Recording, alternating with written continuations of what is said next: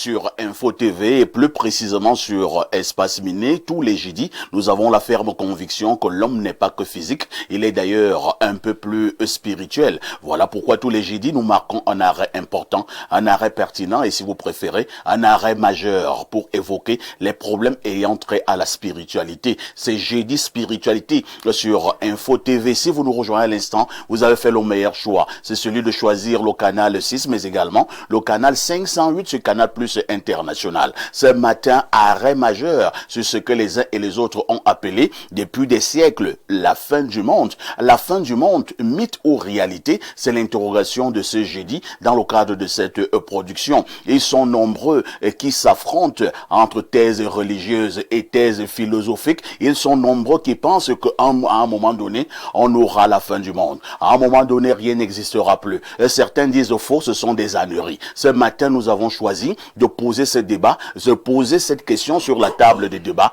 afin que nul n'en ignore. Tout à l'heure, vous aurez également la quintessence de l'information parue en kiosque au Cameroun avec Théophile Vianney Biya. Votre dénonciation vous sera également servie comme d'habitude parce que vous regardez Info TV. Vous êtes des téléspectateurs privilégiés. Appelez-moi Perfecto. Je modère. Imam Cheikh Ali, bonjour. Bonjour, Père Aïssi.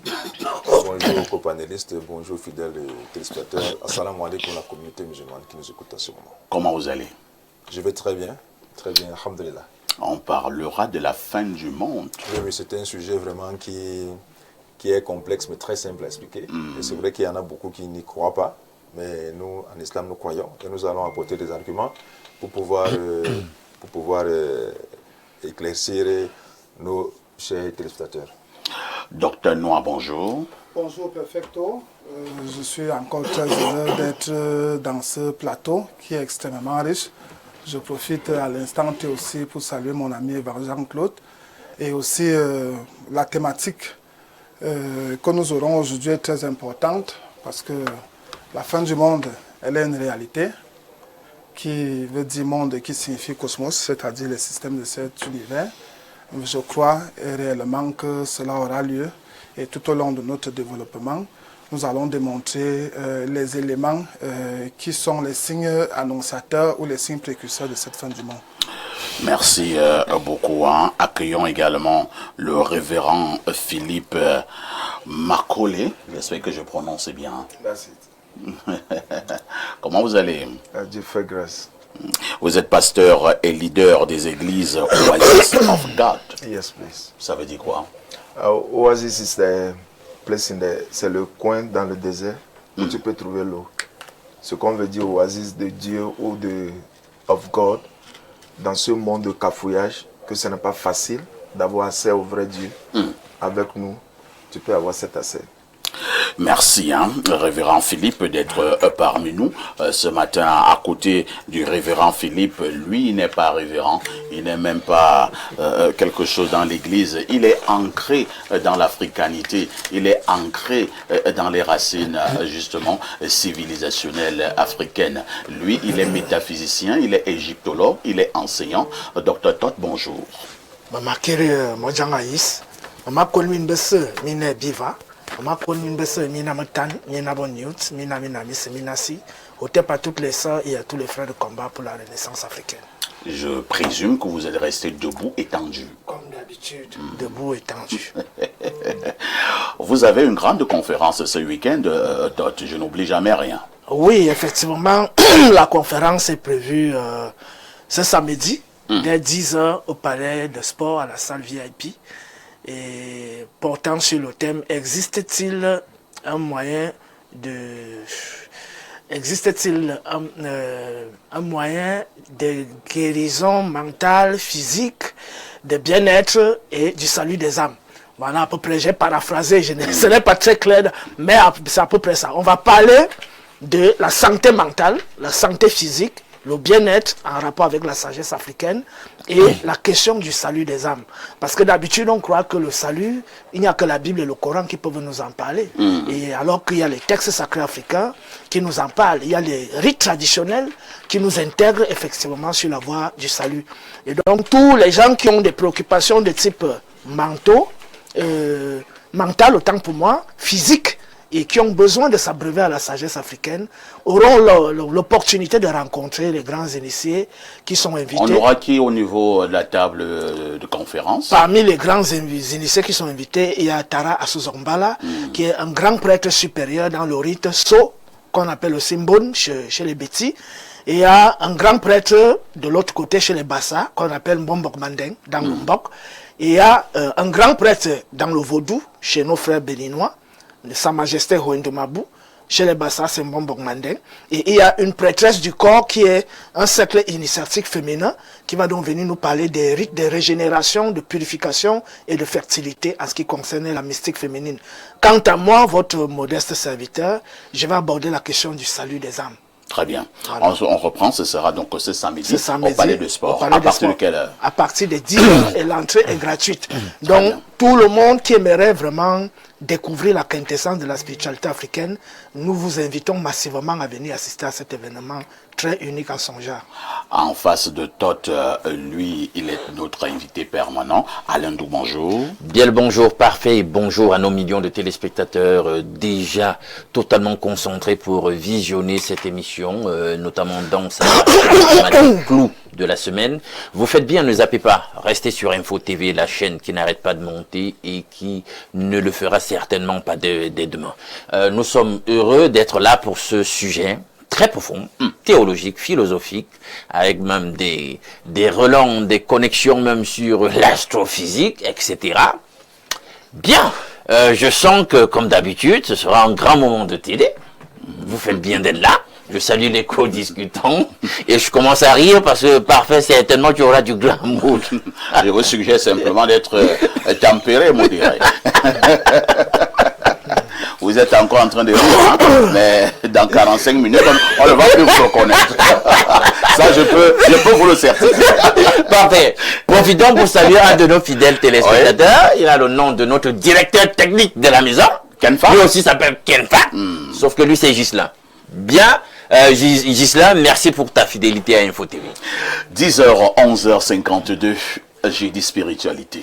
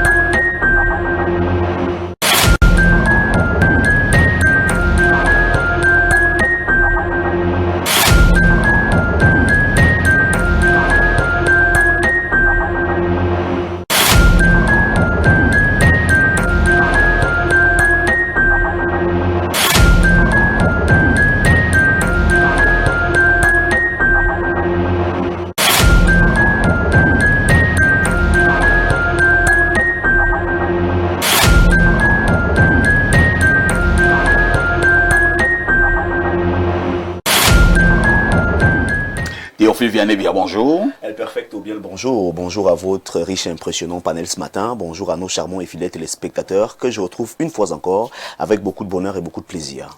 C'est la guerre des écharpes. Il faut dire que quand on parle de jeudi spiritualité, il est important que nous puissions être en harmonie spirituellement. Mais là, c'est l'Ouest. Ah, oui.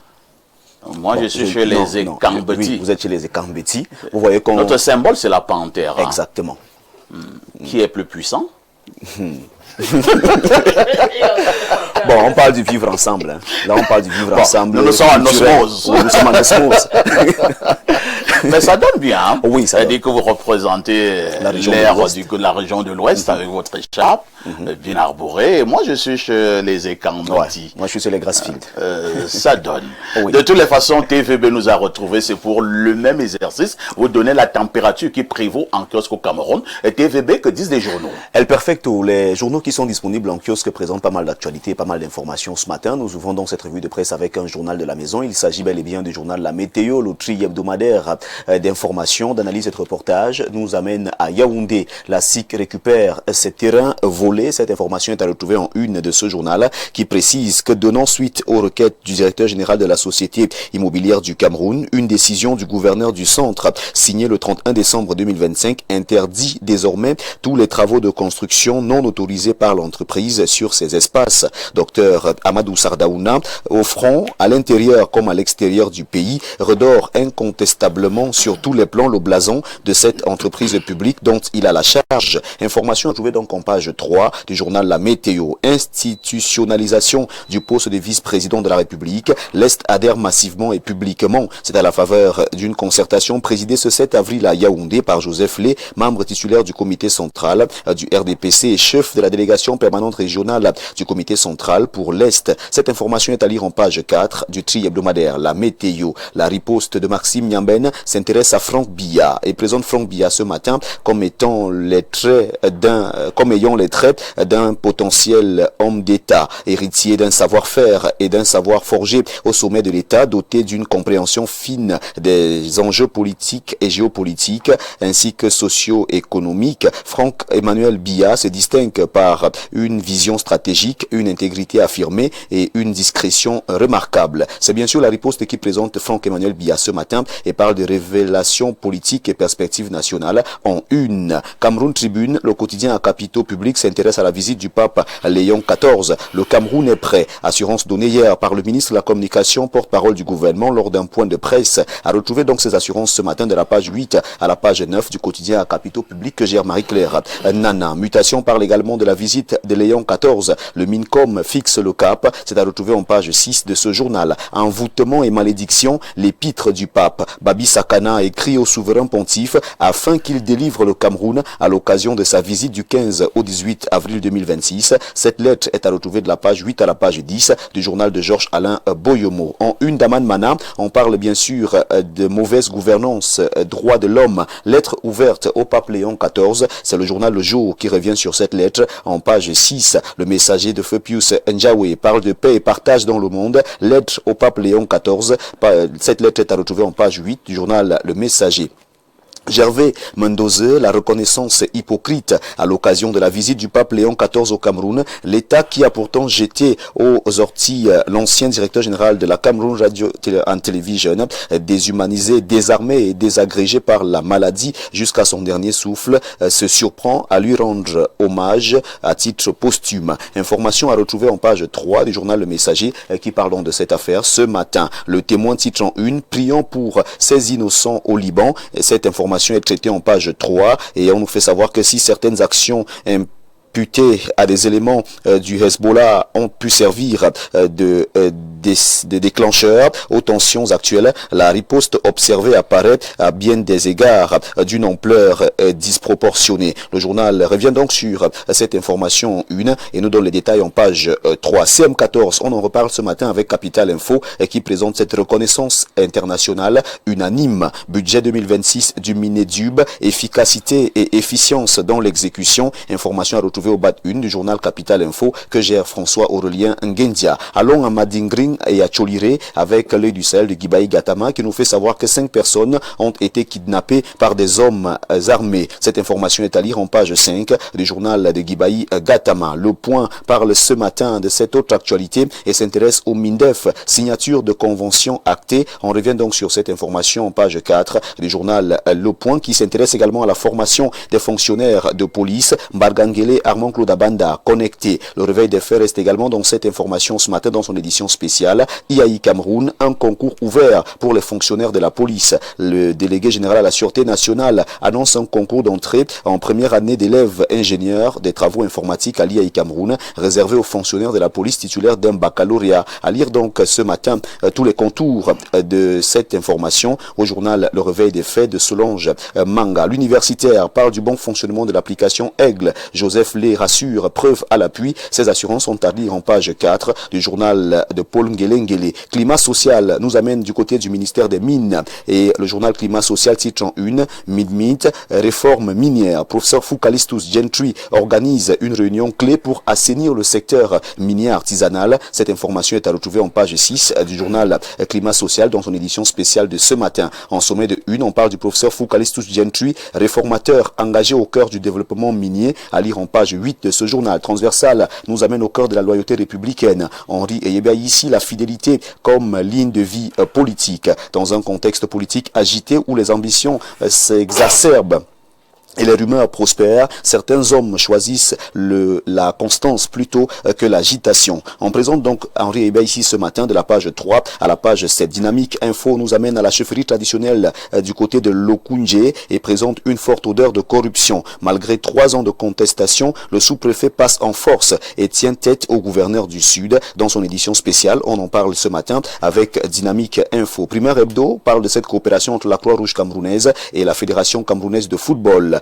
La Croix-Rouge au sifflet, les footballeurs camerounais désormais sous perfusion sécuritaire. C'est ce que nous dit ce journal ce matin. Et si on prenait le journal de Paul Ngouaré qui dit un cri d'alarme contre les infanticides et les féminicides, l'appel au sursaut patriotique du prince Théophile Kouendje, c'est à lire ce matin dans ce journal qui est en kiosque et qui nous permet donc bien sûr de refermer cette revue de presse acte 2 sur Info TV ce jour. Mesdames, messieurs, de votre aimable attention, infiniment merci et nous vous invitons à vous rendre massivement dans les kiosques pour vous procurer un journal au prix de 400 francs CFA pour que vive la presse camerounaise. Merci une fois encore de toujours choisir Info TV pour vous informer et merci El Perfecto pour cette magnifique tribune.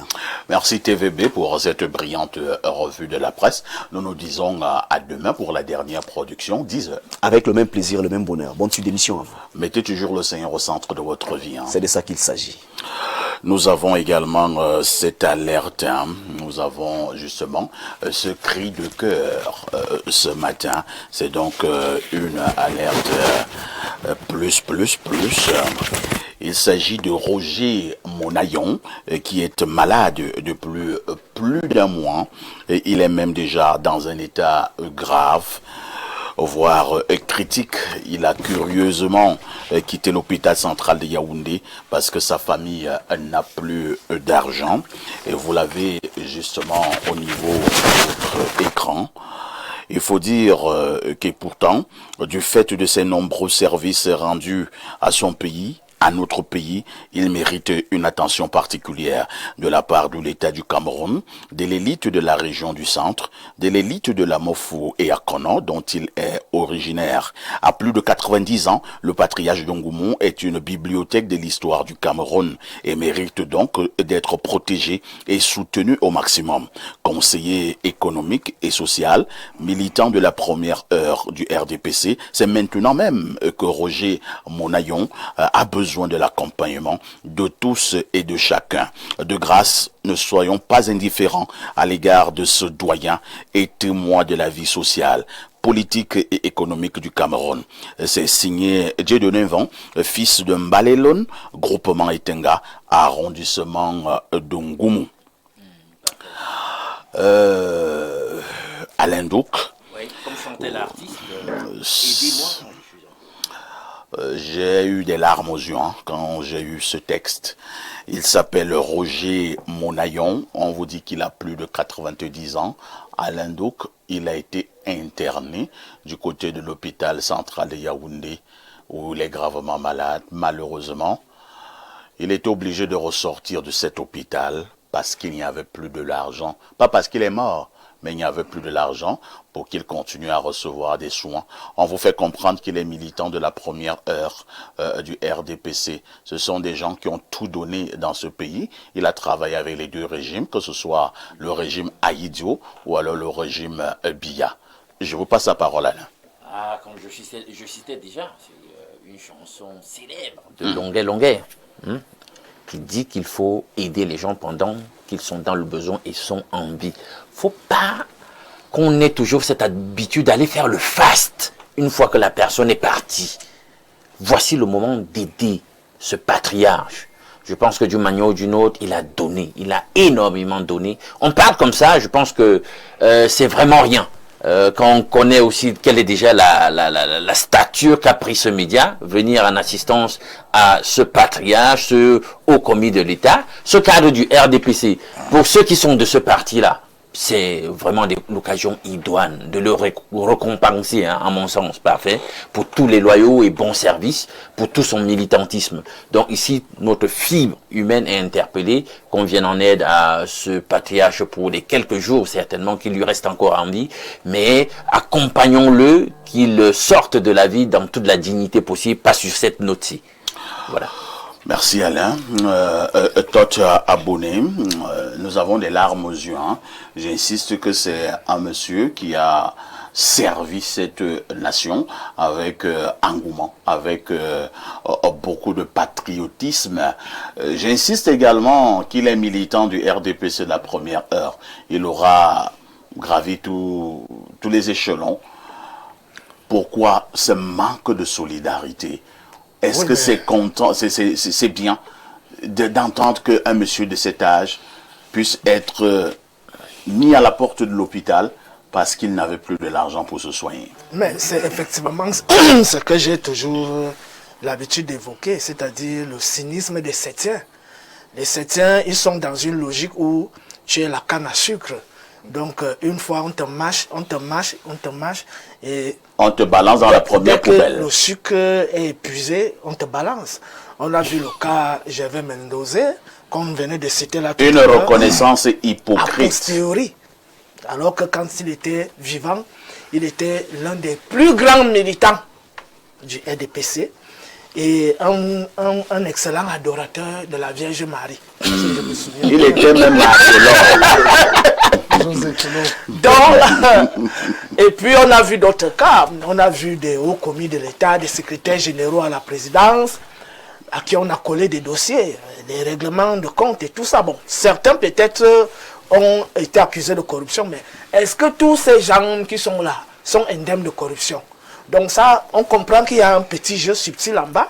Quand on voit qu'il y a déjà une petite concurrence qui arrive, on te donne le coup d'épaule et tu sors de la route et tu pars te fracasser la figure sur le rocher.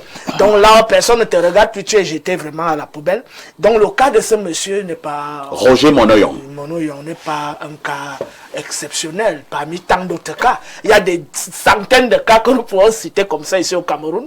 C'est la raison pour laquelle j'ai dit, une fois que tu entres dans le couloir de Seth, c'est-à-dire de Satan, attends-toi à ça. On va te balancer tôt ou tard. Chez eux, il n'y a pas de reconnaissance, c'est le cynisme.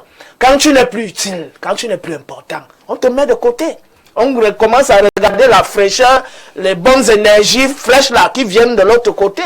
Parce que constamment, il faut les pomper. Oui, donc ça c'est le constat, mais nous on veut venir en aide au patriarche. On est donc dans un type de brassage d'énergie et autres. Maintenant, Non. nous ne donnons pas les leçons aux gens du RDPC. C'est leur poulain, ancien poulain. Donc, s'ils disent qu'ils ne sont pas des septiens, c'est-à-dire des satanistes, qu'ils revêtent un peu d'humanité pour porter effectivement assistance à ce vieillard qui ne demande que cela, cette reconnaissance pendant son vivant. Imam Cheikh Ali, nous sommes en train de plaider pour qu'on ne laisse pas mourir comme une bougie allumée ce patriarche qui a plus de 90 ans et qui a simplement besoin de soins. Malheureusement, il n'y a plus de moyens. Votre regard? Vous savez, parfois ici, moi, j'ai toujours été contre cette histoire de reconnaissance à titre posthume, médaille de l'ordre, chevalier de quoi, après la mort de quelqu'un. Tout à fait. Si quelqu'un est mort, on lui donne des médailles, on lui donne les autres. À quoi ça lui sert? Alors qu'il avait été abandonné. C'est terrible. Si là maintenant, vous allez voir, les gens vont faire des tabacs. Les gens du RDPC vont aller avec des écharpes. Ils vont faire des meetings, ils vont louer et il y aura des longs discours. Il y aura à manger. Vous savez, pour ceux qui ont compris, ils disent que quand je vais mourir, enterrer, moi je ne veux voir personne à mon deuil. Parce que vous voyez ce monsieur-ci décède. Vous allez voir un programme de deuil, un chronogramme. Il y aura les gens de la diaspora qui viendront. Les gens de la diaspora, l'enterrer quand on arrive. Il va faire 6 mois à la morgue. Un jour à la morgue, c'est combien de... On va même construire une maison au village. Un jour à la morgue, c'est 10 000. Les gens vont se porter garant pour payer gratuitement. C'est-à-dire les gens sont prêts à dépenser pour les cadavres. C'est la réalité de notre monde africain, surtout l'Afrique noire. C'est-à-dire que c'est quand quelqu'un meurt, on dirait une réjouissance finalement, parce que vous voyez, les soirées, comment on appelle ça, les veillées avec corps, et chaque veillée, il y a les casiers de bière, les champagnes, les whisky. Quelqu'un est là, il est malade, il a besoin d'argent. Vous attendez sa mort pour acheter les champagnes, les whisky, les casiers de bière. Les gerbes de fleurs. Les gerbes de fleurs. Là, on va mettre la peinture au village. Si c'est une maison qui est abandonnée, on va construire une maison en 3 mois, 4 mois. Alors que cet argent peut l'aider quand il est vivant. Alors qu'il y a des ordonnances qu'il faut payer. Les gens sont là, ils regardent. Dès qu'il va mourir, là, on commence à faire les pagnes. Le pagne du deuil. On commence à chercher, il faut quelle pagne pour le deuil. Tu ne comprends pas comment l'être humain peut être limité à ce niveau. Merci, Imam Cheikh Ali, pour ce coup de gueule.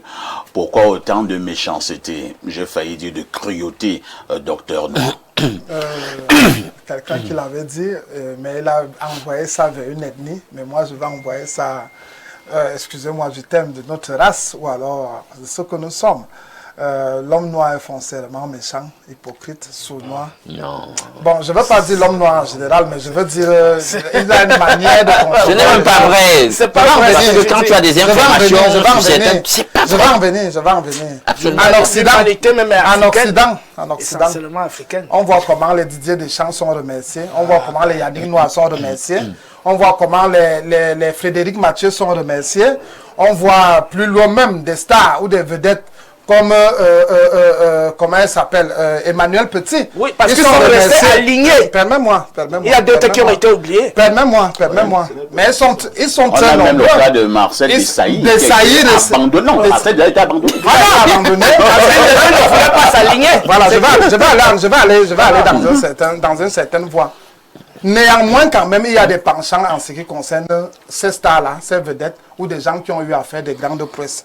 Notamment, même vous allez regarder dans le secteur musical, vous allez voir que certaines personnes qui ont eu à chanter, j'ai vu ça dernièrement avec l'émission d'une chanteuse américaine, où on a eu à récompenser jusqu'à ses petits-fils. Oui. Or, c'est le problème que nous avons ici en Afrique, c'est que, première des choses, laisse-moi finir. Non, permettez. C'est vrai.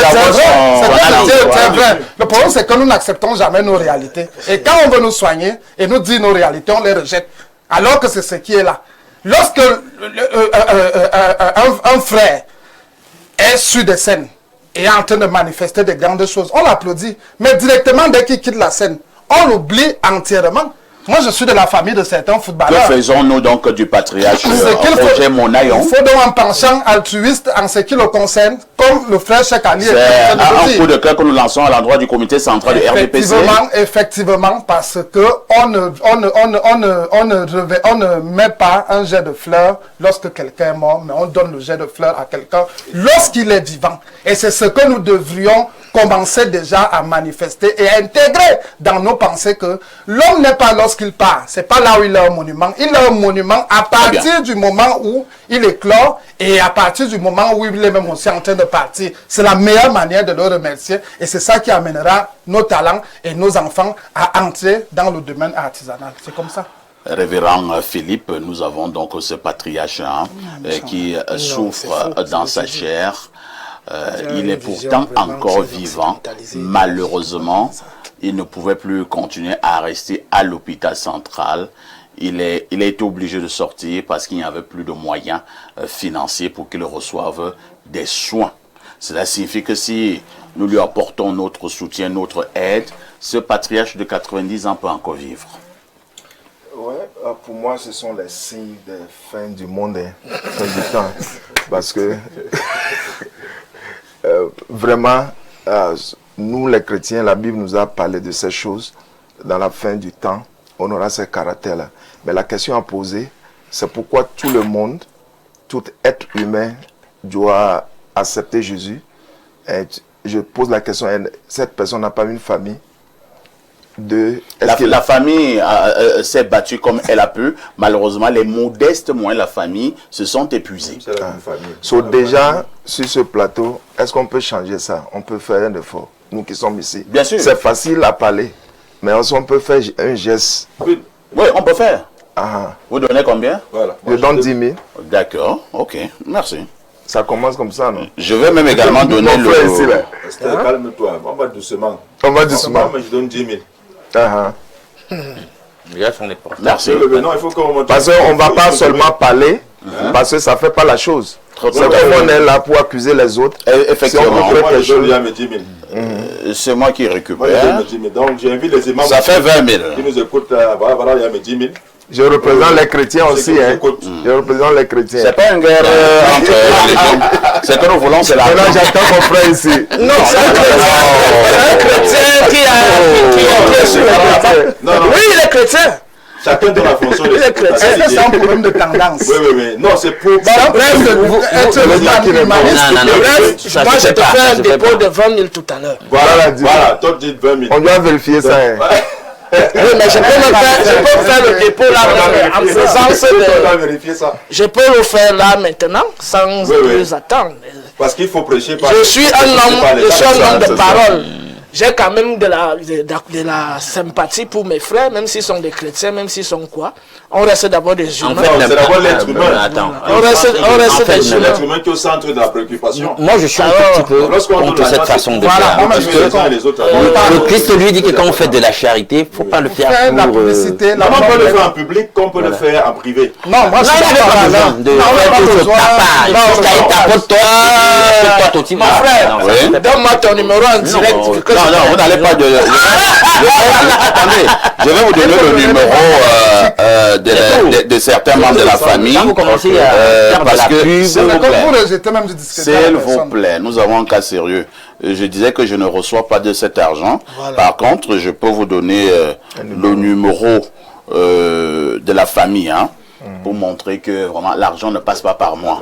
Donc, nous avons le 657 34 21 74. Je reprends. Le 657 34 21 74. Vous avez également le 682 63 91. Nous reprenons. Le 682 63 91. Donc, pour les aides, voilà les deux numéros. Maintenant, l'argent que je viens de recevoir, là, les 20 000 francs, je vais également envoyer à un de ces numéros. J'ai également une bonne nouvelle. Je vais taire le nom de la très haute personnalité qui vient de me joindre en disant qu'elle s'en occupe, cette haute personnalité, dès cet instant, de tous les soins à l'hôpital. C'est une très haute personnalité. Je préfère ne pas donner son identité. Vraiment, c'est ça aussi le rôle du média. Venez en aide à ce monsieur qui a vécu, qui a travaillé pour le Cameroun, qui a travaillé pour le parti au pouvoir, qui a travaillé pour nous tous. Il a besoin de notre aide. N'attendons pas quand on ira l'enterrer. C'est ce qu'il fallait dire ce matin. Nous avons baptisé cela le cri de cœur. À tout de suite pour la suite.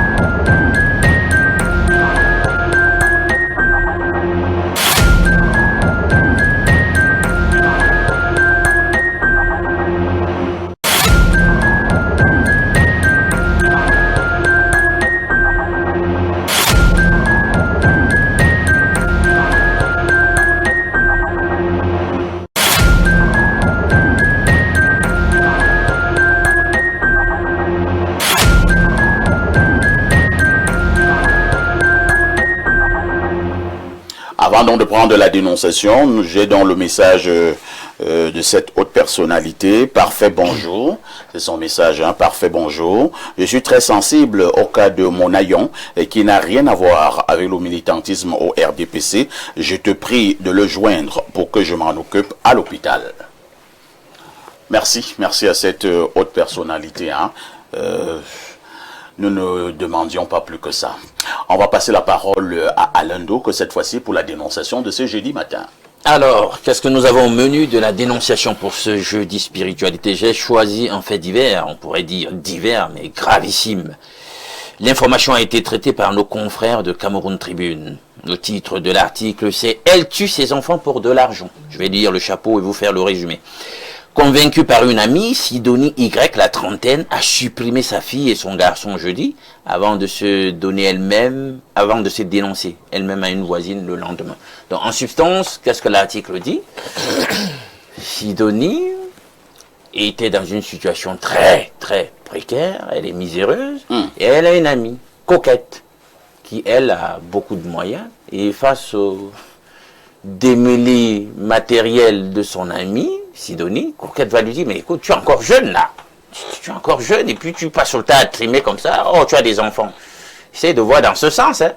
Puisque tu peux encore accoucher, tu les envoies devant, comme on dit au quartier.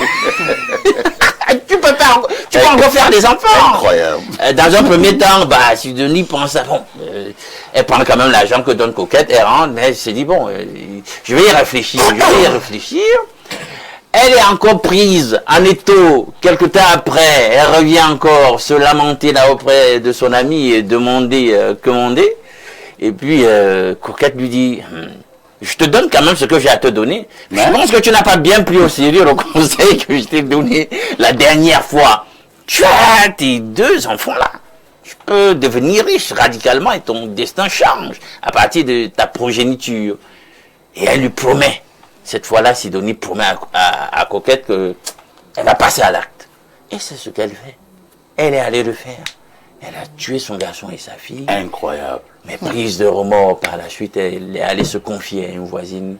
Et puis, vous connaissez la suite. L'affaire est devenue publique. L'affaire a été dénoncée. L'affaire a été traitée journalistiquement. Et c'est cet état mental de criminalité, de perversion pour l'argent que nous dénonçons à nouveau ce matin. Avant de passer la parole aux intervenants, la haute personnalité vient également encore de m'écrire. Elle dit ceci: j'ai déjà joint la famille. Mon SP va leur donner 1 million de francs pour que M. Monayon reparte à l'hôpital. Super. Super. Merci. Je pense qu'on peut applaudir pour cette haute personnalité. Merci. C'est bien. Oui, cher à cette contribution, j'aimerais préciser une chose, c'est que ça ne veut pas dire que les portes de l'aide sont fermées. Pas du tout. Oui, parce qu'il y a des gens, lorsqu'on dit qu'il y a quelqu'un qui a décidé de prendre en charge, même s'il voulait donner, il va dire bon, je ne donne plus. Non. Tout à fait. Les besoins sont énormes. 1 million, ça peut suffire comme ça peut ne pas suffire. Tout Donc, à fait. Il faut continuer à contribuer pour aider ce monsieur. Merci. Cheikh Ali, vous gardez donc le microphone. Sans transition, vous allez donc commenter à la dénonciation. On peut en rire, mais c'est très sérieux. Une dame qui tire le diable par la queue reçoit le conseil de sa copine, chez qui elle va toujours demander, commander même à la limite. Et sa copine dit, ben, tu as pourtant de l'or entre tes mains. Cet or-là, ce sont tes 2 enfants. Si tu les tues, tu peux encore accoucher puisque tu es jeune. Et tu auras une grande richesse. Et finalement, elle est passée à l'acte. Elle a tué ses 2 enfants. Votre réaction, cher imam? Disons que ça fait très mal, parfois ici. Lorsque nous savons pour concevoir un enfant, ce n'est pas une chose qui est facile. On sait par quoi il faut passer. C'est beaucoup d'efforts. Et pour accoucher un enfant, c'est encore plus difficile pour accoucher un enfant. Deuxièmement, il y a des femmes qui rêvent d'avoir un enfant, qui n'ont pas d'enfant. Tout à fait. Qui cherchent à avoir des enfants à tout prix, à tous les prix. Mais quand vous entendez une femme qui, pour des besoins mondains, pour le paraître, pour le tu m'as vu, Pour les avoir. sacrifie 2 êtres humains, Mais il faut comprendre, c'est pour ça que j'ai l'habitude de dire, parfois les femmes agissent avant de réfléchir, pour la plupart. Mais malheureusement aussi, pour ceux qui appartiennent déjà à des sectes pernicieuses, des sectes ésotériques, vous allez voir même des hommes qui sacrifient leurs propres enfants pour une ascension sociale. Donc c'est un fait de société. Ça c'est ce qui paraît au grand jour. Mais je vous dis, ce qui se passe en cachette, ce dont nous n'avons pas l'information, c'est pire. Récemment, on m'a envoyé une vidéo d'une femme qui a avorté de son enfant. L'enfant est calé dans le bidet, la tête était au niveau du bidet. Oui, j'avais regardé la même vidéo. La tête était au niveau du bidet. Oui. Un être humain qui sort un autre être humain de son ventre. Il faut dire que les femmes sont courageuses. Très courageuses. Il faut qu'on parle de l'avortement ici et parfois ici. Parce que ce n'est pas le sujet. Il y a des hommes qui sacrifient leurs enfants. Parce que rappelons-nous que le sacrifice le plus ultime, c'est le sacrifice des êtres humains. Et dans les grandes loges, les grands cercles ésotériques, c'est le sacrifice qui est le plus prisé. C'est ça qui est le plus demandé. Le sacrifice de l'être humain. Vous savez, le diable a pour malice d'insuffler les waswas. C'est-à-dire les suggestions du diable dans la pensée de l'être humain. Et vous savez, le diable, lui, il a besoin de quoi? Il a besoin de l'âme, pas besoin du matériel. Rappelons-nous que le diable, lui, il a besoin de ton âme. Parce que ton âme est plus chère à ses yeux. Le diable s'en fout du matériel. Tu as les grosses maisons, les grandes voitures, tu as un compte à banque bien rempli. Le diable peut te donner tout ça. Mais en échange, il prend ce qui est plus cher que tout cela qui est l'âme. C'est pour ça que dans le Coran, Allah nous dit par l'âme et celui qui l'a façonné.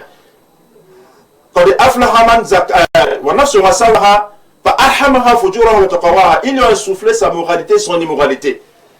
Ah, c'était réussi, parfait. Celui qui a purifié son âme. C'est pour ça que le diable cherche à acheter les âmes et vous donner du matériel qui n'est qu'éphémère. Très bien. Puisque lorsque tu mets après avoir sacrifié tes 2 enfants et que tu as tout ce que tu as besoin, quand tu meurs, tu pars avec quoi? Tu ne pars avec rien. On est venu sans rien, on ne part avec rien. Donc ça ne sert à rien de faire des sacrifices immondes qui déshonorent même l'humanité. Et c'était perdu, égaré, celui qui a corrompu son âme. Je suis en disant que le diable a besoin de nos âmes. En échange, il nous donne un matériel qui est éphémère, parfois qui n'apporte même pas le bonheur. Donc, tu as sacrifié tes 2 enfants parfaits. Comment est-ce que tu peux avoir l'appétit lorsque tu manges? C'est compliqué. Docteur Noir, j'ai également vécu, quand je dis vécu, on m'a également raconté une autre histoire. Hein. C'est l'histoire également de 2 amis. Effectivement, un ami était pauvre et l'autre, lui, il avait vraiment déjà des moyens. Il était riche. Et naturellement, le pauvre allait régulièrement commander un peu d'avoir auprès de son ami riche. Et il venait régulièrement en aide. Mais un jour, le riche est allé rendre visite à son ami pauvre. Il arrive à la maison, il voit une ribambelle d'enfants qui jouent à la cour. D'autres jouent au salon, sautent sur les chaises et tout ça. Lorsque il devait déjà partir, il dit à son ami, mais frérot, chaque jour tu viens me demander un peu d'argent. Est-ce que tu es au courant que tu es même très riche? Peut-être plus riche que moi. Il dit, ouais mon frère, comment tu te moques de moi comme ça? Je suis plus riche que toi, comment? Ouais, donne-moi même 10 000 là, c'est chaud. Il dit, quel chaud? Tu es très riche. Comme ça. Tu es très riche. Il dit, je suis très riche, comment? Il lui demande, tu as combien d'enfants? Il dit, bon, pour l'instant, j'ai déjà 11 enfants. Il dit, tu te rends compte? Tu as jusqu'à 11 enfants. Il lui dit, ben, c'est simple. Si tu pousses 6, il te restera 5. Et avec les 6 enfants, tu pourras construire même les immeubles. C'est pas possible. Vous voyez ça? Et à lui de conclure que voilà pourquoi certaines communautés, dont j'oublie volontairement les noms, elles les accouchent beaucoup. Voilà. Si tu as par exemple 30 enfants, tu vends 15. 15. Ça te fait 3 immeubles. Ça te fait 3 immeubles. 3 immeubles, c'est plus. 2 hôtels, et ainsi de suite, et tu es riche. Voilà comment il calcule. Non, le docteur nous prend la parole. C'est terrifiant d'entendre de telles choses. Ça m'étonne parce que je vis cela. Mais ça ne m'étonne pas également parce que c'est également des choses qui ont été prédites, que ce soit dans des livres de contes, que ce soit dans les livres bibliques et ainsi de suite. C'est des temps qui ont été prévus, qui seront ainsi. Voilà pourquoi il y a deux voies.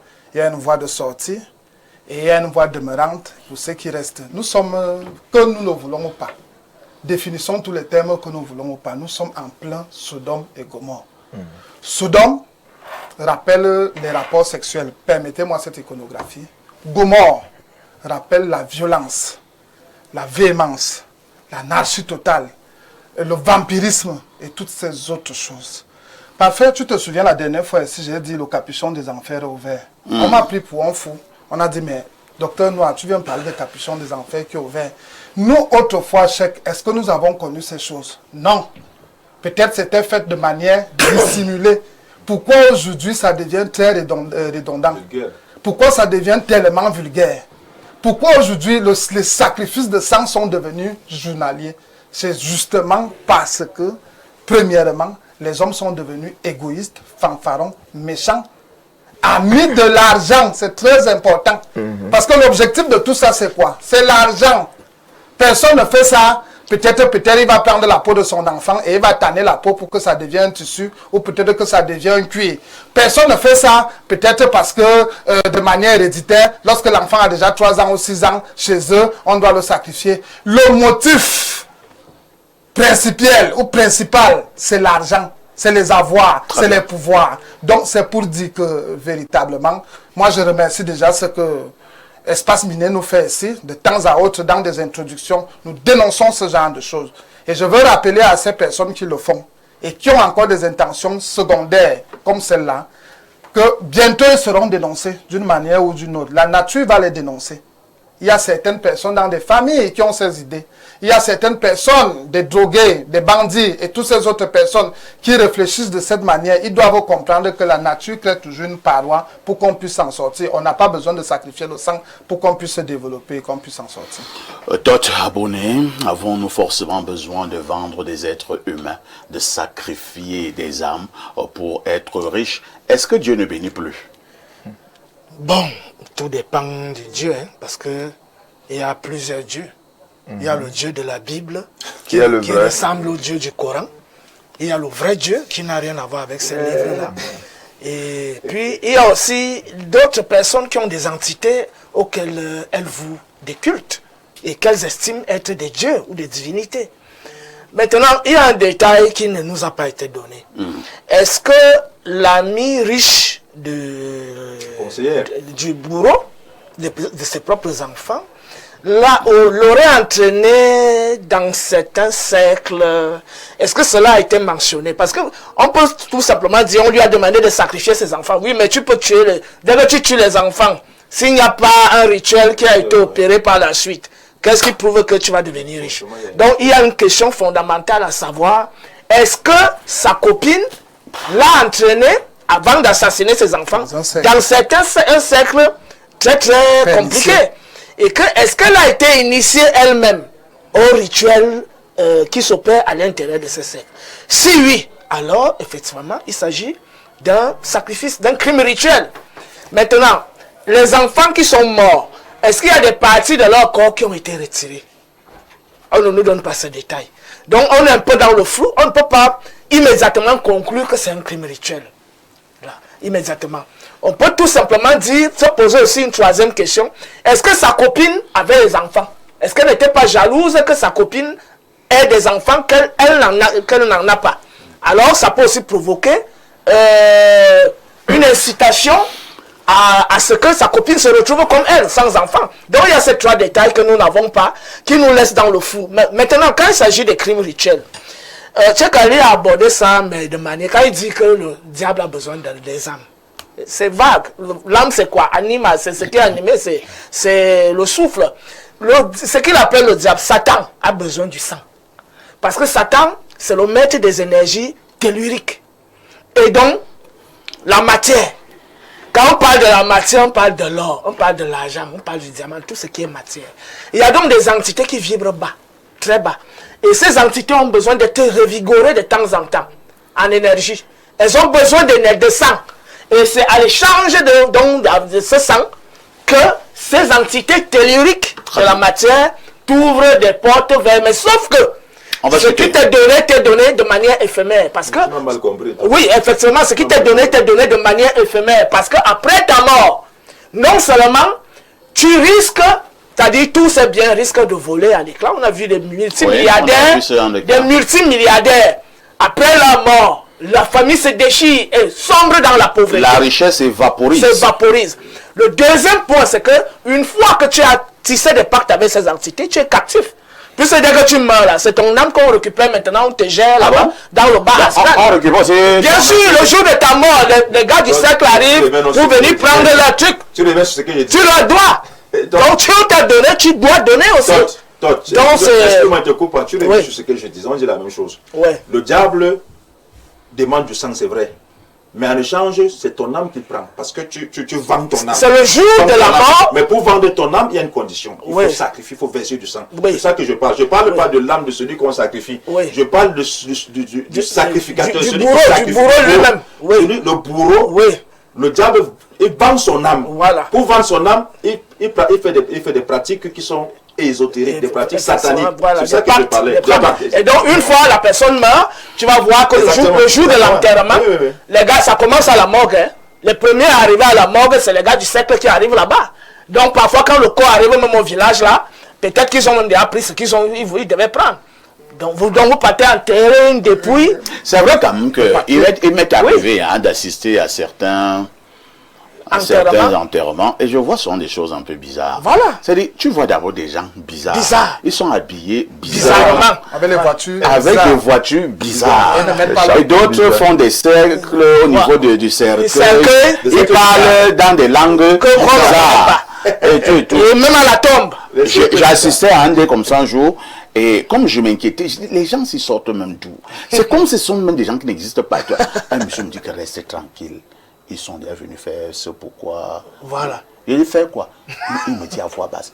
Il récupère l'âme. Voilà. Voilà. C'est ça en fait. Et c'est ça qui renforce les Grégoires du cercle. Donc, l'âme est captive. L'âme ne subit plus son processus évolutif sur le plan spirituel. Révérend Philippe, nous parlons donc de ces sacrifices d'un autre genre. Doit-on absolument sacrifier des êtres humains pour devenir riche? Jésus-Christ a donné sa vie pour tout ça là. Lui-même, il essaie de sacrifier. Sacrifice humain. Et donc, Jésus-Christ a donné sa vie pour qu'on soit sauvé. Mais je veux souligner quelque chose. L'âme de l'homme est dans le sang. Comme le cheikh vient de dire, le diable, tout ce qu'il lui cherche, il ne cherche pas ta femme, tes enfants, lui, il cherche les âmes. Quand le diable te propose quelque chose, c'est pour te voler ton âme. La chose très importante, chère, the highest things in your life is your soul. C'est ce que lui veut. Il peut te donner tout pour prendre ça. Sur la Bible nous dit quoi? Il dit que profiterait-il à l'homme de gagner le monde et perdre son âme. C'est très important. Et aussi, je souligne toujours, ce sont les signes qui montrent que le monde va à sa fin. Parce que la Bible nous a dit ces choses que à la fin du temps. Ah, nous allons dire vers la fin du monde. La fin du monde. C'est le thème de ce matin. Oui. Ce sont les signes. Ce sont les signes qui montrent que vraiment on va au bout. Et les gens seront plus méchants plus que ça. On propose Jésus pour tout le monde. Si tu es féticheur, tu es quoi, accepte Jésus et le Saint-Esprit va t'aider à vivre comme Jésus. Alain Douk, beaucoup pensent également que c'est automatique, hein, parce que tu es entré dans un cercle bizarre. On te dit, parfait, vends ton premier fils. Toi, si tu le vends, là, on va te nommer, je ne sais pas quoi, ou bien tu auras beaucoup d'argent. J'ai aussi eu des cas, hein, où quelqu'un a vendu presque toute sa famille. À la fin, il n'a rien reçu. Donc, on l'aube aussi les gens là-bas. Il y a quelque chose de foncièrement mauvais. Hein, vous voulez en tirer du bien, c'est pas possible. Je ne sais pas comment on fait ça. Justement, on dupe des gens même dans ces cercles. Encore que parfois même il y a des surgeons de certains cercles, des micro-sectes qui se créent à partir d'une branche principale Et puis là-bas, les gens créent un autre écosystème où ils peuvent se livrer à ce genre de duperie, etc. N'oublions pas que le maître, celui qui régit tout le monde de l'obscur, de l'occulte, lui-même d'abord c'est le premier des menteurs, c'est le père du mensonge. Quand il parle du mensonge, il en parle comme venant de son propre fond. C'est son ADN, c'est ancré dans sa nature. Donc ne soyez pas surpris quand vous montez là-bas. Même dans la doctrine, le processus d'endoctrinement, il y a beaucoup de mensonges. Il y a des choses qu'on évite de vous dire et vous êtes simplement confronté à chaque fois à la chose, des manipulations par omission et par mensonge. Dans le cas d'espèce, je vois que nous sommes toujours là, c'est le symptôme d'une société où on a décidé de valoriser, de valider et de crédibiliser tous les gens inclus sur un seul critère, le critère de la matérialité. Donc les gens sont disposés désormais à faire tout et n'importe quoi pour en arriver à posséder. Très bien. À accumuler. Et on voit bien ça au point où même le sacré de la vie n'est pas respecté. Une mère des enfants sortis de tes entrailles, elle a jugé qu'elle pouvait, et s'il vous plaît, l'histoire c'est qu'elle est tuée au couteau. Donc peut-être qu'elle aurait dû, je ne sais pas moi, aller vers son amie Coquette. Mais attends un peu. Oui. Ça c'est quel genre de sacrifice mystique ça? Est-ce que c'était foncièrement? Peut-être qu'elle n'a pas compris que Coquette était en train de lui faire un appel du pied. Que toi te disais, Voilà. parce que, bon, je sais pas. Que Coquette lui faisait un appel du pied. Attends un peu, attends. Pour qu'elle rejoigne C'est une question importante. Imam Cheikh Ali, tous les sacrifices, enfin, ce style de sacrifice, où finalement on dit que vous aurez de l'argent, c'est pas moi quoi. Est-ce que ça se passe de manière physique, c'est-à-dire que bon, comme quelqu'un que tu prends un couteau, tu l'assommes et il meurt, ou alors ce sont des rituels qu'on fait et peut-être quelqu'un a pris une voiture, il a fait un accident, il est mort. Tout. Ça se passe comment? Arrêtez, ce sont des rituels. Oui. Ce sont des rituels, la personne est initiée. Si la personne n'est pas initiée, on lui fait faire un rituel en présence des maîtres, quoi.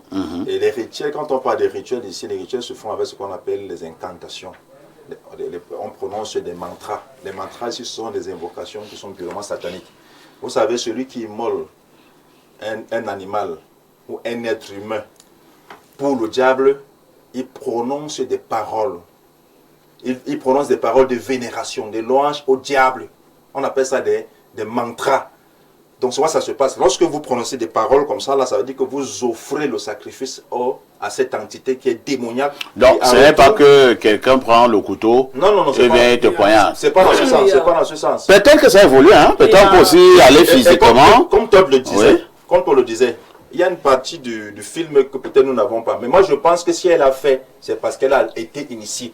Deuxièmement, si sa copine, sa camarade lui donne ce conseil, ça veut dire que forcément, si elle est riche, forcément, elle a sacrifié ses enfants. D'accord. On ne peut pas avoir... On va d'abord lire les messages. Hein. Parfait. Oui, attends. Un supplément. Il faut dire qu'il y a tout un réseau de trafic d'organes humains, d'êtres humains, d'ossements. Il faut prendre aussi ça en ligne de compte. Donc, si vous pensez qu'il n'y a que l'aspect rituelique, je veux dire, ben, il n'y a pas que ça. Bonjour, monsieur Parfait, ici à tout le panel. Moi, j'ai été obligé de sacrifier une relation amicale de ce genre qui estimait que mes enfants faisaient ma richesse, et ce qui est vrai, mais sauf que pour lui, il fallait sacrifier certains, alors que je lui disais que ma raison d'être, ce sont ses enfants. Donc, ces choses sont dehors et exploitent les naïfs. Tout flatteur vit aux dépens de celui qui l'écoute. Merci à vous, c'est Dr Hubert Essomba. Un autre message ce matin, bonjour le Zeus de la modération et à tout ton riche panel. Pour la dénonciation du jour, je pense que cet ami nanti est un très mauvais personnage pour son alter ego. On a atteint l'apogée de l'apocalypse spirituel. L'être humain ne vaut rien dans une société capitaliste satanique. L'appât du gain a rendu certaines personnes détestables. La recherche du gain facile à tout prix et à tous les prix conduit ipso facto à des sacrifices humain regrettable. C'est bien ce qui a fait dire à Charles Tebaïene que le diable est à la mode au Cameroun. C'est Léo de Polytech qui envoie ce message. Un autre message ce jeudi matin, je vais au 242, c'est le Congo-Brazza. Que dit la téléspectatrice ou le téléspectateur? Bonjour le plateau. Vraiment que chaque être humain prépare...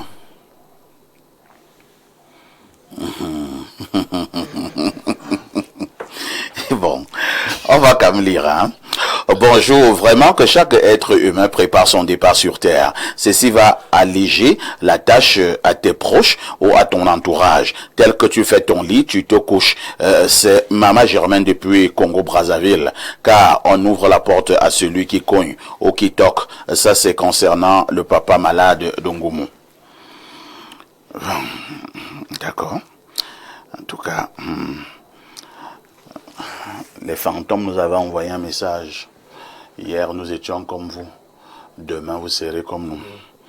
Bonjour à tout le monde. Ce sont les conséquences de l'ultra-capitalisme, l'accaparement important des ressources économiques et des moyens de production aboutit à l'extrême pauvreté, puisque seuls quelques individus peuvent se prémunir complètement de la misère. Dans une telle configuration, la misère ne sera plus réservée aux catégories populaires, mais aussi à la classe moyenne. Conséquence, il y a érection ou résurrection des couloirs tels l'église, de réveil, des sectes à orientation criminelle, de la prostitution, du trafic des êtres humains vivants ou morts. La violence ou l'ultracapitalisme a des effets sur tout le monde d'une manière ou d'une autre. C'est Wilfried de Bruno Eneme qui envoie ce message. Bonjour Perfecto, dit à Alain Doug de se calmer, qu'il laisse les versets bibliques tranquilles et qu'il donne sa part.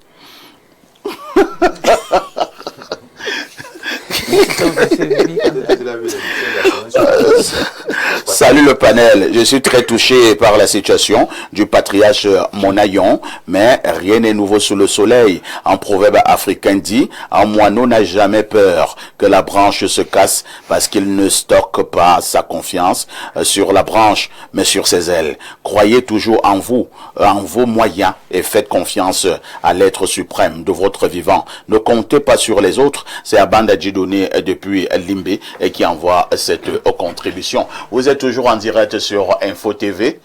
Ça fait du bien de regarder la télé.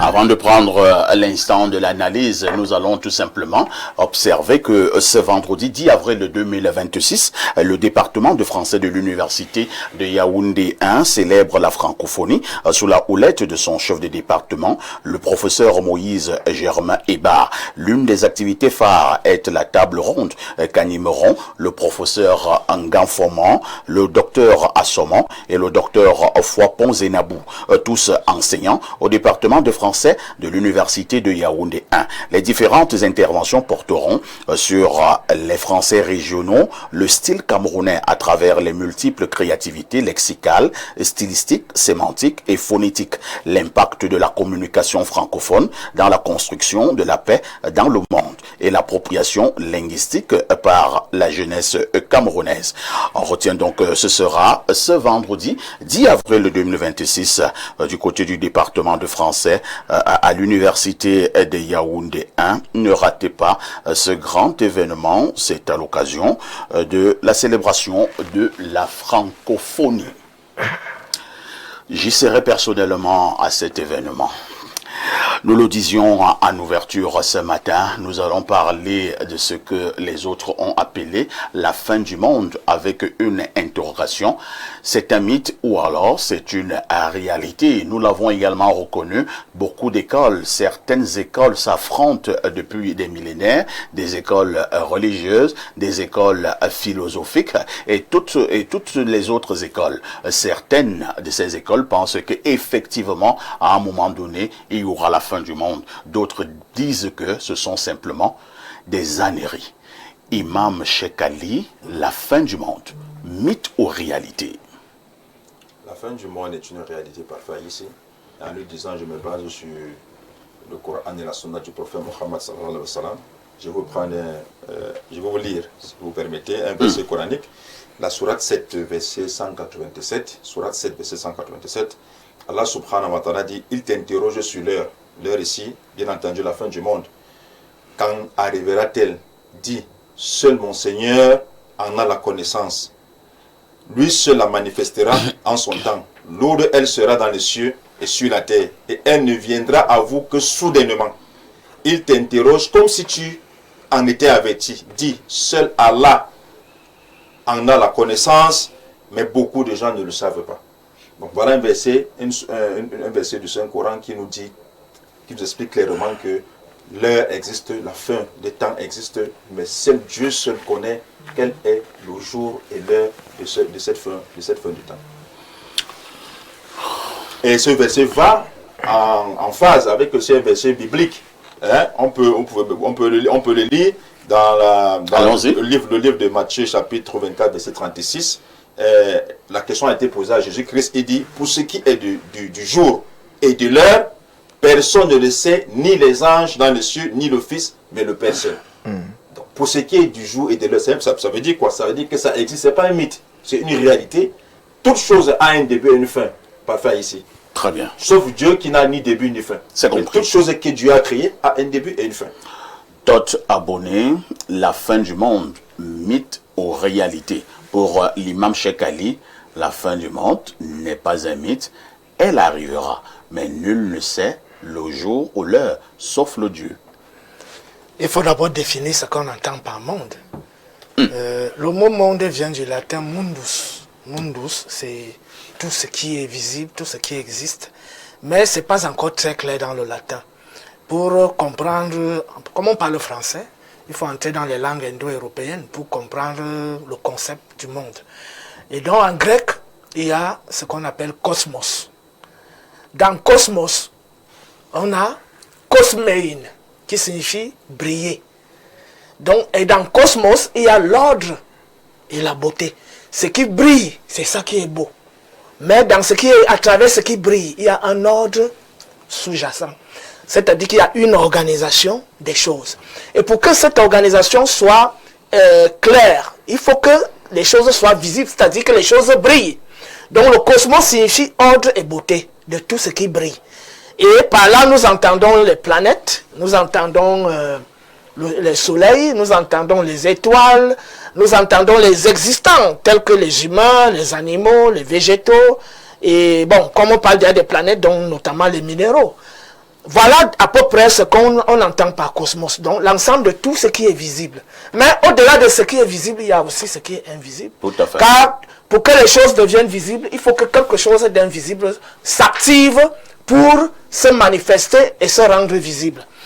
Maintenant, dans la pensée africaine, nous avons une approche qui dit ce qui demeure permanemment et éternellement, c'est la force intelligente qui demeure en elle-même, en permanence. Car la force ne meurt pas, la force qui produit l'énergie, puisque l'énergie est permanente. Donc, ce qui repose en soi et qui émet permanemment les vibrations, c'est ça qui est éternel. Qu'est-ce qui est donc éphémère? Ce sont les formes apparentes. C'est-à-dire, la forme que j'ai aujourd'hui, elle naît de cette force intelligente qui a formé ce corps pour une existence bien spécifique. Donc ce corps a été appelé à être formé, à croître et à décroître à travers la vieillesse et la mort. Mais alors, ce qui repose en moi, qui entend, voit, sent et comprend, cela ne meurt jamais. Car c'est un feu. Ce feu qui permet à mon corps d'être chaud, de vibrer. C'est ce feu qui allume ma vue. Car lorsque ce feu s'éteint, j'ai les yeux ouverts, je ne vois plus. Il ne s'éteint pas d'ailleurs, il sort. Lorsque ce feu sort, j'ai les yeux ouverts, mais je ne vois plus. J'ai les oreilles ouvertes, mais je n'entends plus. J'ai la langue, mais je ne sens plus. J'ai la peau et je ne sens plus rien. C'est donc cette force invisible qui constitue les 5 sens apparents. C'est cette force-là qui demeure. Et c'est cette force qui, après la mort, va donc refaçonner un autre corps. Dans cette mesure, la force intelligente qui repose en chacun de nous ne meurt jamais. il n'y aura jamais de fin pour cette force intelligente. Mais il y aura toujours la fin pour des corps apparents. Donc nous sommes donc dans l'émergence des corps et la disparition permanente des corps. Mais il y a une force intelligente qui repose éternellement. Cette force est en chacun de nous, y compris même dans les végétaux. En ce sens, il y a une fin du monde apparent, mais il n'y a pas une fin du monde inapparent. Je n'ai pas bien compris. Ouais, mais je suis... Le monde apparent, c'est-à-dire le corps que je suis, est appelé à naître et à mourir. Je vais expliquer ça simplement. Toi, tu es d'accord avec nous. Il est d'accord avec nous. Attends, s'il te plaît, je vais expliquer ça. Non, tu n'expliques pas ma place. Tu n'expliques pas. C'est mon temps de parole. C'est mon temps de parole. Sauf que la fin du monde, sauf que la fin du monde chez nous n'est pas comprise au sens. Attendez un peu. Oui. Est-ce qu'il y arrivera un moment où tout va disparaître? Il n'y aura plus C'est la question qui pose. il n'y aura plus de vie, il n'y aura plus les animaux, tout sera fini. Je suis donc en train d'expliquer qu'il n'y aura jamais un moment où tout va disparaître. Parce que même au niveau de la fin du monde, à notre sens, d'après la compréhension de la Bible, c'est de la mythomanie. Non, laisse-la, donne ta position. D'après le Coran et la Bible, c'est-à-dire celle qui dit que tout va disparaître et que Jésus va descendre pour venir juger les gens, ça c'est la mythomanie judéo-chrétienne et musulmane. Dans la réalité, c'est que chaque chose existe. Chaque chose, même la science, même la physique, l'astrophysique. Voici ce que dit l'astrophysique. Toutes les étoiles ne disparaissent pas au même moment. Il y a des moments où certaines étoiles s'effondrent pour reconstituer de nouvelles étoiles. Et au moment où cette étoile s'effondre, les autres étoiles sont là. Ça veut dire que tout ne disparaît pas au même moment, mais chaque chose a son terme pour se reconstituer plus tard. Voilà ce que dit la physique et voilà ce que dit la pensée africaine. Docteur Noir, est-ce qu'à un moment donné, rien n'existera plus? Oui. Si nous prenons tous les épitomées étaient comme des formes de prophéties que parfois des magiciennes écrivaient, que parfois des voyantes écrivaient. On appelait aussi ça les almanachs. C'était des écrits où des gens le prédisaient. Je prends par exemple même simple. Mon grand-père disait toujours, il est déjà décédé il y a fort longtemps, il disait toujours, en petit, l'an 2000. Un chrétien. En d'autres termes, dit que celui qui verra... Son père qui était un chrétien. Tu as parlé, moi je ne t'ai pas dérangé. Il faut préciser que mon grand-père était un chrétien. Laisse-toi nous parler. C'est important. Parle donc. Évolue donc. Je vais la précision que c'était un chrétien. Non, laisse qu'il parle. Vous savez ça. Allez-y, docteur Noir. Alors, quand on va donc prendre tous ces épitomées, tous ces almanachs, on verra que néanmoins, même si c'est chez les Indiens, la dernière fois ici, je vous ai calculé ce qu'on appelle le Kali Yuga, et je vous ai calculé cela même avec les travaux de Nicolas Flamel, qui était un grand savant, magicien, alchimiste français, qui dit aussi que c'est à l'âge de fer que, effectivement, que la Terre va connaître sa plus grande destruction et sa plus grande extinction. Perfecto. Si on lit Esaïe, si on lit Ézéchiel, si on parle même de Jésus, les apôtres lui ont demandé quand est-ce que sera la fin du monde. Jésus a donné des signes, qu'on appelle encore des signes précurseurs dans un langage géographique volcanique. Il a dit, comme s'il lisait Facebook, il dit, en ce temps, les gens mangeront. Il dit, à l'époque de Noé, les gens mangeaient, les gens buvaient, les gens se mariaient et mariaient leurs enfants. Perfecto, c'est très simple. Tu vas sur Facebook là, qu'est-ce que tu verras? Les publicités des gens qui mangent, les publicités des gens qui dansent, et vous verrez de l'autre côté les gens qui marient les petites filles et des pédophiles et ainsi de suite qu'on peut retrouver dans les auberges. Ça, c'était des signes. Maintenant, de l'autre aspect, maintenant, il dit les gens bâtissaient, les gens construisaient, les gens plantaient. Vous allez regarder les quartiers, les villes, les pays, Dubaï, Émirats arabes. Vous allez voir les quartiers comme Complexe Béac, vous regardez les constructions et ainsi de suite. Ce sont des signes. Ensuite, maintenant, quand nous allons entrer dans le domaine de l'astrophysique, on commence à nous parler des trous noirs. On nous parle, par exemple, vous pouvez mettre, on nous parle des trous noirs. Et on nous parle des trous noirs, et on en distingue trois qualités de trous noirs. On distingue les trous noirs supermassifs, qui sont issus de la mort des étoiles. Nous avons les trous noirs galactiques, qui sont issus des voies galactiques. Et enfin, maintenant, nous avons ce qu'on appelle les trous noirs stellaires. Et maintenant, quand tu vas faire une transposition avec les Écritures, Ésaïe nous le dit dans Ésaïe, je crois, chapitre 8, verset 22. Il dit qu'il y aura un temps où la terre sera totalement dans l'obscurité. Et cette obscurité aujourd'hui, même les astrophysiciens arrivent déjà à démontrer ça. Je peux vous prendre le satellite TTV Sandra, je peux vous prendre le satellite Hubble qui est en train de faire de très très grands travaux dans l'espace et qui démontre qu'il y a quelque chose, il y a une force immanente qui est en train d'attirer tous les objets qui se retrouvent dans l'espace, notamment les étoiles, notamment les lumières, et ainsi de suite. Et lorsque ça atteint ce qu'on appelle l'horizon des événements, qu'on appelle encore la singularité horizontale, il est impossible que les éléments qui se retrouvent dans l'espace puissent revenir. Et notre Terre est en voie de menace. Plus loin maintenant, nous avons ce qu'on appelle les menaces des astéroïdes. Perfecto, si tu es avec moi. Nous avons les menaces des astéroïdes. Quand nous allons lire Apocalypse chapitre 16, verset 21, on peut le lire, on peut regarder.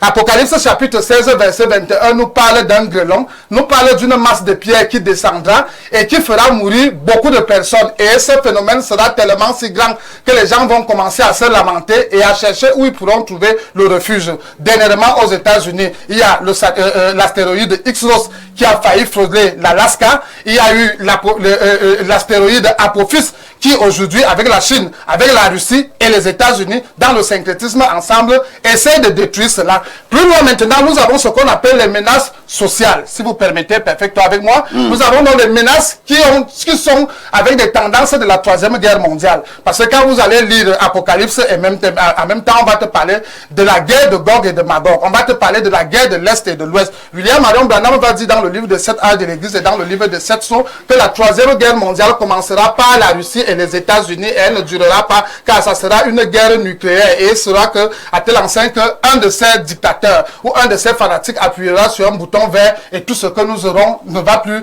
exister. Alors, nous avons donc ce que nous appelons, si je veux chuter, nous avons aujourd'hui le nucléaire indien, Durumot 719, nous avons le nucléaire chinois, nous avons le nucléaire coréen, nous avons le nucléaire russe, nous avons le nucléaire français, je crois qu'il y a plus de 121 têtes d'ogives nucléaires. Nous avons également le nucléaire américain. La Troisième Guerre mondiale, lorsque vous-même vous allez faire les statistiques, elle ne sera plus une guerre d'armement à d'armement, elle ne sera plus une guerre d'un endroit à un autre, mais ça sera une guerre où quelqu'un pourra appuyer un bouton vert et ça va exploser le pays, le continent de l'autre, et l'autre aussi appuie un bouton vert, ça va exploser et détruire le... Maintenant, pour chuter dans 2 Pierre 3.1, Pierre nous dit qui était l'apôtre rapproché de Jésus, il nous dit que la terre, 2 Pierre 3.1, verset 1, 6 à 9, il dit, la terre et les éléments qui la recouvrent seront embrasés par le feu, et les choses qu'elle renferme seront embrasées par le feu. Et quand vous lisez encore Malachie chapitre 4, il dit, avant que le jour de l'Éternel n'arrive, avant que ce jour de douleur, avant que ce jour de malheur n'arrive, j'embraserai les méchants et ils seront comme la cendre. Donc quand vous prenez donc le terme embrasé, quand vous prenez donc le terme enflammé, quand vous prenez donc le terme brûlé, vous vous rendez compte que en faisant tous ces rapprochements, effectivement notre planète, notre Terre est en voie d'extinction ou de disparition. Merci, docteur Toth. Et on répond donc calmement en disant... Docteur Noir, on répond donc calmement en disant... Pour vous, il y aura la fin du monde. Bien sûr, j'ai démontré avec tout, menace stellaire, spatiale, menace sociale, menace avec des guerres et bipolaristes et ainsi de suite. Révérend Philippe, je sais déjà que vous êtes chrétien et donc vous croyez en la fin du monde. En réalité, vous vous appuyez sur quels éléments convaincants pour dire qu'à un moment donné, il n'y aura plus rien sur Terre. Sois béni, merci beaucoup pour l'opportunité. Je veux souligner quelque chose. On n'est pas sur le plateau pour répondre à notre frère. Oui, on connaît sa position. Sa position, c'est quoi? Je ne vais pas prendre mon temps pour vous parler de ça. Mais dans Apocalypse 20, verset 11, je ne lis pas bien le français, mais je vais faire l'effort. Ou bien tu vas lire pour moi, frère. Ne lis pas des choses comme ça. Ou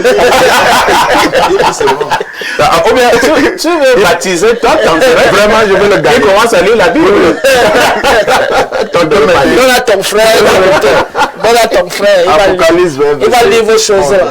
Puis je vis un grand trône blanc, et celui qui était assis dessus, la terre et le ciel s'enfuient devant sa face, et il ne fut plus trouvé de place pour eux. Ça supporte que la terre, là, physique, là, ne serait plus. Mais pour moi, je vais ajouter à cette parole-là, c'est pourquoi c'est très important de ne pas vivre seulement comme un humain. Tu dois donner ta vie à ton Sauveur, qui est Jésus-Christ. Toi qui crois déjà, pardon, que le Saint-Esprit te garde. Et toi qui es confus, soit à gauche ou droite, revient à Jésus-Christ, quand il y aura la fin de ce monde. 1 Jean 2, le verset 17, Jésus a dit que le monde passera. Il a bien expliqué. Je pense que c'est un professeur. Hein. Oui. Oui. Mais quand on parle du monde, on parle du système. Ce système-là a sa fin. Soit les nucléaires ou quoi, Dieu a la force pour déclarer la fin de ce monde. D'ailleurs, c'est lui qui a créé le monde. Et je pense que frère, tu crois que c'est Dieu qui a créé le monde, non? Il va te demander quel Dieu? Je ne crois pas. Tu crois pas? Je sais que chacun de nous est une manifestation de Dieu. Pas une créature, mais une manifestation. Voilà, c'est différent. Quelle est la différence?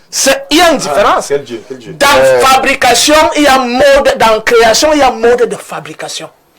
Or, dans la pensée fondamentale, quand on entre en ontologie, en métaphysique, c'est chaque rayon, chacun de nous, le divin est comme un grand soleil invisible qui émet des rayons. Chacun de nous est l'un de ces rayons. Et chacun de ces rayons se façonne encore. C'est-à-dire que nous-mêmes, nous sommes habités par cette force intelligente. Nous ne sommes pas des créatures, mais nous sommes des émanations du divin. Merci, Tot. Révérend Philippe reprend la parole. Hein. Oui, merci beaucoup. So, vraiment, il y aura la fin du monde. Ne sois pas terrestre. Les gens qui sont terrestres, ils ont peur qu'il y aura la fin du monde. Quand tu donnes ton âme aux choses matérielles, quand tu donnes ta vie, l'argent, comme on vient de voir l'exemple ou l'histoire qu'on nous a donné tout à l'heure, quand tu donnes toute ta vie à ces choses, quand on parle de la fin du monde, tu auras le problème. Mais avec Jésus, il a le salut. Avec Jésus, il a la paix. Que profiterait-il à l'homme de gagner le monde entier et perdre son âme? Tu es un être humain, tu as l'intelligence, tu as la sagesse. Fais ton choix selon le Saint-Esprit. On ne va pas te pousser à faire quelque chose qui n'est pas bon. Tout ce qu'on dit, c'est une opportunité pour quelqu'un qui est dans sa maison. Tu es là-bas, tu as tout eu, mais tu n'as pas cette paix en toi. Je te présente Jésus-Christ. Fais l'effort de l'accepter. Et quand tu l'acceptes, tu auras ta propre espérance. Et de là, s'il est vrai ou faux, tu le sais. Sois béni. Que le Seigneur vous bénisse. Et moi de répondre Amen. Amen. À quoi ça sert à l'homme de gagner le monde entier si à un moment donné il peut perdre son âme? Alain, donc, vous vous situez à quel niveau du débat? Je donne ma position. Je commence par une lecture d'Ésaïe au chapitre 66, verset 17e. Il est écrit: car je vais créer de nouveaux cieux et une nouvelle terre. Et on ne se rappellera plus des choses passées. Parfait. Elles ne reviendront plus à l'esprit. On peut faire ce qu'on appelle un parallèle synoptique de ce passage avec Apocalypse 21 là-bas où... Verset 2. Voilà, maintenant le Christ nouveau apocalyptique dit voilà le nouveau ciel et la nouvelle terre. Tout à fait. Toute chose est restaurée. Alors, il y a déjà quelque chose qu'il faut comprendre au sujet de la fin des temps ou la fin du monde. N'utilisons pas les sophismes pour rendre indigeste quelque chose d'aussi simple. On veut savoir, notre monde tel que nous l'avons en ce moment, avec ses réalités, est-ce qu'il peut subsister comme ça, avec son train, tel que nous le voyons? Est-ce qu'il sera toujours comme ça, ad vitae aeternam? La réponse est non. Voilà. Pourquoi? Même en astrophysique, c'est vrai qu'ils ont toujours des systèmes de datation qui me dépassent. Ils vous disent quand même que viendra un moment, dans l'unité de milliards d'années, hein, ils disent qu'on va arriver à un niveau où le soleil sera en suractivité, sur rayonnement, soleil rouge, et ça va rendre la vie impossible dans l'univers. Je tiens, moi, à préciser la perspective biblique dans la conception de l'univers. Même si des gens comme Augustin, hein, je l'ai dit ici déjà sur ce plateau, il est reconnu comme un des plus grands cerveaux de l'histoire de l'humanité, dans le classement des 7 plus grands cerveaux de l'histoire de l'humanité. Il caracole avec Paul aussi, des chrétiens. Thomas, d'accord. Donc il a soutenu la théorie de l'univers en extension. Je n'y crois pas, parce que ma Bible ne me permet pas d'y croire. Si on parle d'une fin, c'est parce qu'il y a un début. S'il y a un début, on reconnaît donc qu'il y a quelqu'un qui a été l'initiateur du temps, en étant le créateur de toutes choses. Et la cosmogonie, je veux dire quoi? La cosmologie, c'est le mot exact, la cosmologie biblique, c'est-à-dire comment le monde est venu à l'existence, comment la terre sur laquelle nous sommes est venue à l'existence. La Bible a sa position là-dessus. Alors qu'est-ce qu'elle dit à ce sujet parfait? On nous fait comprendre qu'en réalité, Dieu a créé tout par la parole. Univers, nous, bibliquement parlant, on l'envisage comme étant quoi? Vers, comme parole, comme quand tu fais la poésie, uni, qui vient de uno, pour dire une parole a suffi à Dieu pour qu'il crée toutes choses. Donc, et dans cette perspective, la Terre est le centre de l'univers. Cet écosystème créé par sa parole. Et tenez-vous bien tranquille, hein. Ça ne marche pas, la théorie de l'astrophysique où on dit que l'univers est en extension. Pourquoi? Tout simplement parce que le mot même pour terre, dans la Bible, eretz, veut dire ferme, inamovible. Ça ne bouge pas, ce n'est pas ébranlable.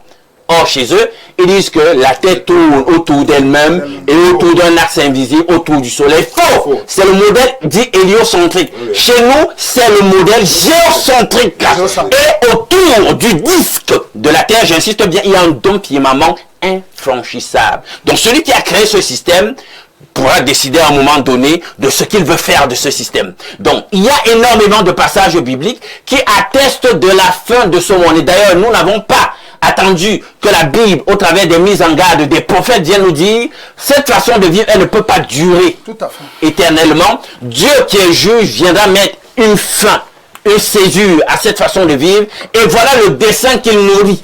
On nous donne même, déjà même dans la Bible, hein, une esquisse de quoi, de ce à quoi vont ressembler les futures réalités, la nouvelle Jérusalem, etc. Donc le discours du Christ à ce niveau-là n'est pas ambigu du tout. Donc c'est clair qu'il y aura une fin et nous-mêmes nous travaillons par notre mécréance à rater la fin. Parce que justement dans la Bible, il y a des signes qui indiquent la fin. Tu as cité tout à l'heure de Timothée. Bien sûr. Paul dit qu'à la fin des temps, voici le profil éthique et moral que vous retrouverez chez les hommes. Dès que vous verrez cela, sachez que la fin de toute chose approche. Parce que justement, pendant que nous y sommes, il y a un jugement. Il y a un temps du jugement fixé pour toute chose. Et celui donc qui est le créateur, tant des réalités de l'Égypte, parce que je veux pas, parce qu'il faut qu'on soit clair là-dessus. Et plusieurs cultures, au-delà même de l'astrophysique, plusieurs cultures reconnaissent qu'à un moment donné, il y aura une fin du cours du monde tel qu'il est en train de se dérouler. Dans les différentes religions, la réalité aussi est la même. Chez vous, on parle de l'imam Mahdi qui reviendra justement à la fin des temps. Voilà, on va juger. Voilà. Donc, chez les hindous aussi, il y a la même réalité. Au moins, on comprend donc qu'il y a un certain consensus. Tout à fait. Et je disais donc que nous travaillons. Quand vous regardez, maintenant revenons, comment nous-mêmes nous travaillons à hâter cette fin. Quand vous voyez la façon dont le monde est gouverné, vous pensez que c'est un monde qui tiendra longtemps si on le laisse sur ce cours? Non, non. Un monde de la vampirisation. Non, non. Un monde de la polarisation totalement satanisée. Un monde où on a totalement consacré les contre-valeurs et le contre-nature. Vous pensez que rien que là, s'il faut que nous tous nous devenions homosexuels, nous soyons pédophiles, on commence à détruire l'humanité, même en nous projetant sur un certain nombre de décennies, on voit bien qu'il y aura une menace qui est la prégnante et qui sera réelle pour l'humanité. Rien qu'en tenant compte de la façon dont on gère les ressources de la Terre. Il y a une petite clique de personnes qui veulent totalement esclavagiser le reste de l'humanité et la détruire. Je sors par là parfait pour te dire que des informations que j'ai, il y a des gens qui travaillent, les ingénieurs occultes, politiques, financiers du monde, les vrais décideurs, au-delà de ce qu'on peut voir, travaillent pour qu'à minima, ou un maximum plutôt, on est dans les 1 milliard de personnes bientôt. Or, nous sommes déjà prêts, nous commençons à étalonner le 8 milliards. Mais eux, ils travaillent pour qu'on soit maximum 500 millions ou 1 milliard d'esclaves. On doit donc tuer une bonne partie. Justement, il y aura... C'est à ça qu'ils travaillent. Et vous voyez donc qu'un tel niveau de cynisme est quand même l'indicateur que s'il y a effectivement un Dieu quelque part et qui est témoin de toutes ces réalités sous ses yeux, il ne pourra pas laisser prospérer en état de choses le plus longtemps possible. Toi, tu veux absolument réagir. Oui, effectivement. Toi, je pense qu'on est en train de te démontrer que il arrivera un moment où il n'y aura plus rien. Les gars sont en train, ils se mêlent les pédales à tous les niveaux. Dans le même livre qu'on appelle la Bible là, quand il y avait le déluge, l'Égypte était en train de prospérer. Là où on dit que Dieu a détruit toute la terre, quand on fait les datations, c'est-à-dire que l'histoire de la Bible... Quelle datation? Non, calme-toi. Voilà, calme-toi. C'est fait ça. Oui, je te réponds donc. Dans quelle datation? Voilà. Parce que la datation de la Bible, c'est-à-dire que si on considère que Adam est mort à 930 ans, n'est-ce pas? Continue. On nous donne le nombre d'années qu'Abraham avait. Jusqu'à tous les gens, on donne le nombre d'années. Quand tu additionnes tout ça, jusqu'à aujourd'hui, ça fait 6000 ans. Donc d'après eux, le monde existe depuis 6000 ans seulement. D'après la Bible. C'est-à-dire tu prends l'âge d'Adam, depuis qu'il a créé le jardin d'Éden, tu additionnes les âges là jusqu'à aujourd'hui, ça fait 6000 ans que le monde existe d'après eux. Or, pendant que le déluge se déroule, soit environ 1500 ans après Adam, hein, l'Égypte a déjà commencé à bâtir les pyramides. Donc le déluge là s'est déroulé chez eux là-bas en Mésopotamie. Tu comprends? Donc il n'y a pas eu de fin du monde. Si on considère le déluge comme fin du monde, si on considère le déluge comme fin du monde, tu comprends? Il n'y a jamais eu une rupture dans l'évolution de la civilisation égyptienne depuis 36 000 ans avant l'ère actuelle. Jusqu'à 2000, jusqu'à la chute de l'empire nubo-égyptien. Donc si la Bible ne date que 6 000 ans, on intègre les 6 000 ans dans 36 000 ans. Qu'est-ce que la Bible, quel est le culot que la Bible a de venir nous dire ce qui était au commencement? Alors qu'il y a des textes sacrés vieux de 3000 ans avant la Bible, vieux de 3000 ans avant le Coran. Donc en réalité, ce sont des affabulations. Maintenant quand on entre dans la cosmologie, nous sommes dans un système solaire. Il y a la Terre, Jupiter, machin, il y a un soleil, mais il y a des galaxies. Il y a des systèmes solaires, il y a des galaxies. Donc si la vie finit sur Terre, ça veut dire que la vie finit dans le cosmos, qui est ordre et beauté. Et je pose une dernière question. Vous pensez que le nombre de têtes nucléaires qu'il y a là, ça peut détruire la Terre? Tous les physiciens et les gens qui font dans l'art militaire disent qu'une bonne partie sera détruite, mais il y aura des parties de la Terre où la vie pourra continuer de prospérer. Donc tout ce qu'ils racontent là, ce sont des affabulations. Non seulement le cosmos ne peut pas disparaître parce que le soleil lui-même est un esprit vivant. Le soleil ne meurt pas.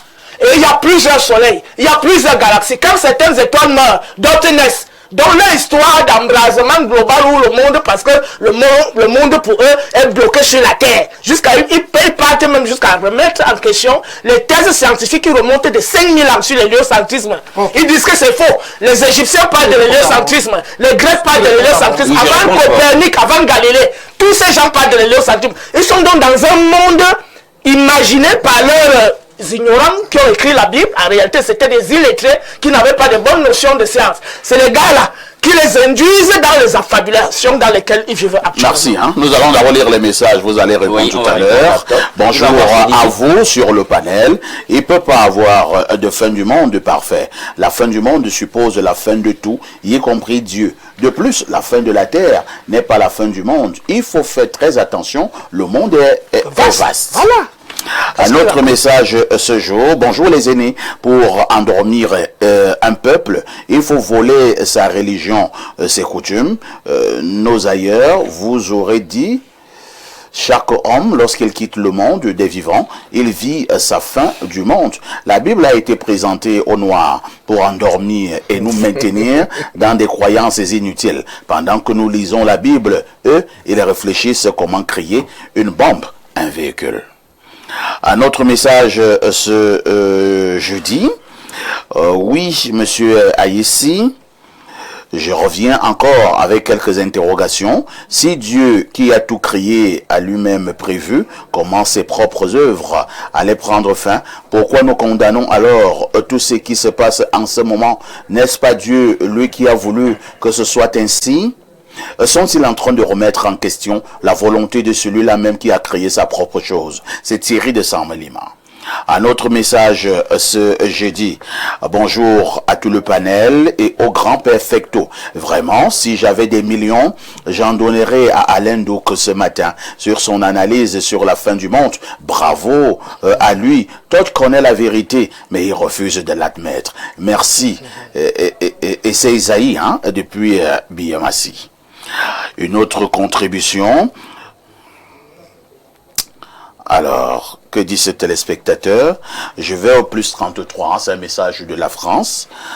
Bonjour, le sac de modérateur et ton magnifique panel. La fin du monde relève surtout du mythe plutôt que d'une réalité imminente. Scientifiquement, aucun scénario ne prévoit une disparition soudaine de l'humanité à court terme. En revanche, certaines menaces réelles, changements climatiques, conflits, catastrophes naturelles peuvent affecter gravement la planète, sans pour autant signifier que signifier une fin du monde totale. Sur le plan biblique, la fin du monde n'est pas vue comme une disparition totale, mais plutôt comme une fin des temps suivie d'un renouvellement. La Bible annonce une période de bouleversement, puis le retour de Jésus-Christ, le jugement dernier et l'établissement d'un monde nouveau, nouveaux cieux et nouvelle terre. Cependant, elle insiste aussi sur un point important. Personne ne connaît la date ni l'heure.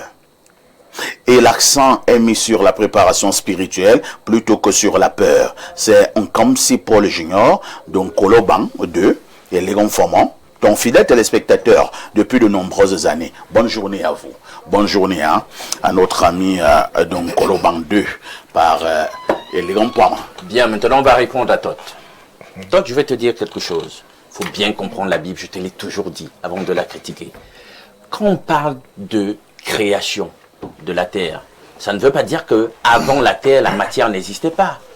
Au commencement, on sait bien que la terre était un chaos, c'était désordonné. Dieu va, par acte créateur, venir mettre l'ordre, façonner ce que nous avons aujourd'hui, les nouvelles réalités. Donc la matière était déjà là, on dit bien qu'il y avait de l'eau. Avant que la Genèse ne commence à faire le récit, il y avait déjà de l'eau. Et l'eau, sous l'eau en question, il y avait des minéraux, etc. Donc, ce qu'on veut savoir, c'est du moment où cette réalité-là, cette dynamique a commencé à être mise en œuvre, l'homme créé, etc. Combien de temps s'est écoulé? Et là, ça nous intéresse. On te dit donc que c'est à peu près 6000 ans. Donc, tu ne peux pas accuser la Bible sur ce plan. Maintenant, sur la question de, tu penses que le seul modèle qui a été envisagé jusqu'ici, c'est l'héliocentrisme. Je dis c'est faux. Ça a toujours été au cœur d'une controverse. Les deux paradigmes au sujet de l'astrophysique se sont toujours affrontés. L'héliocentrisme contre le géocentrisme. On a un brillant intellectuel appelé Tycho Brahe, qui était un Danois, va lire ses travaux sur le géocentrisme. Quelqu'un a répercuté ses travaux. Il a écrit le livre Héliocentrisme versus Géocentrisme. Va lire ça. Lui s'appelle Marshall. Il parle dans son ouvrage des travaux de Tycho Brahe.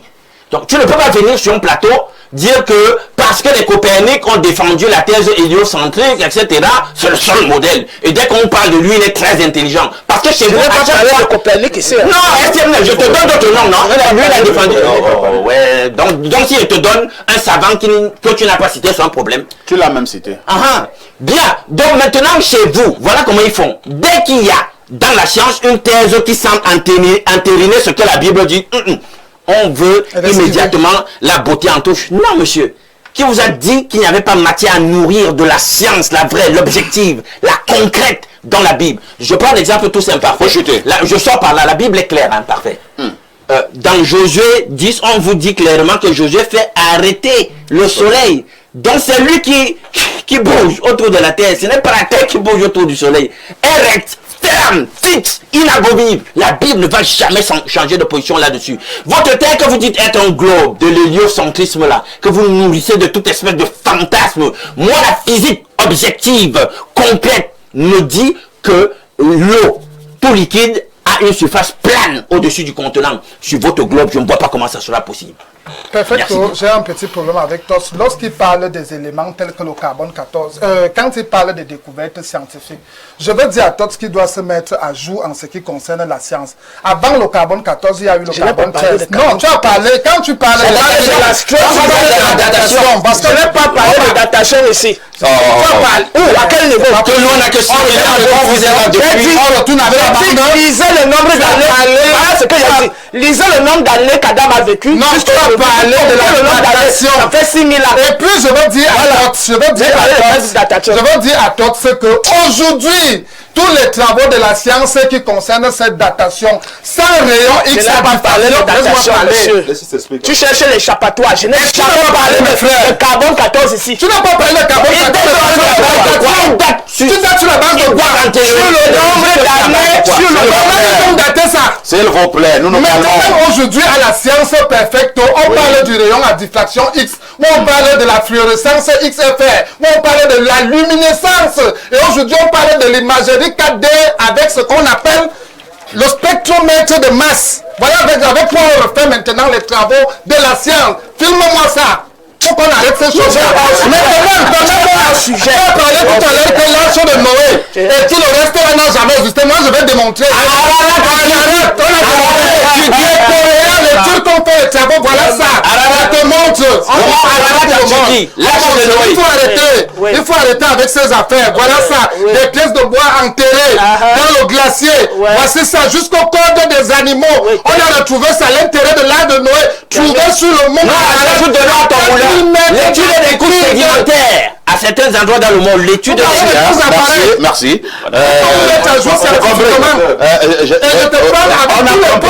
a compris, docteur Noir.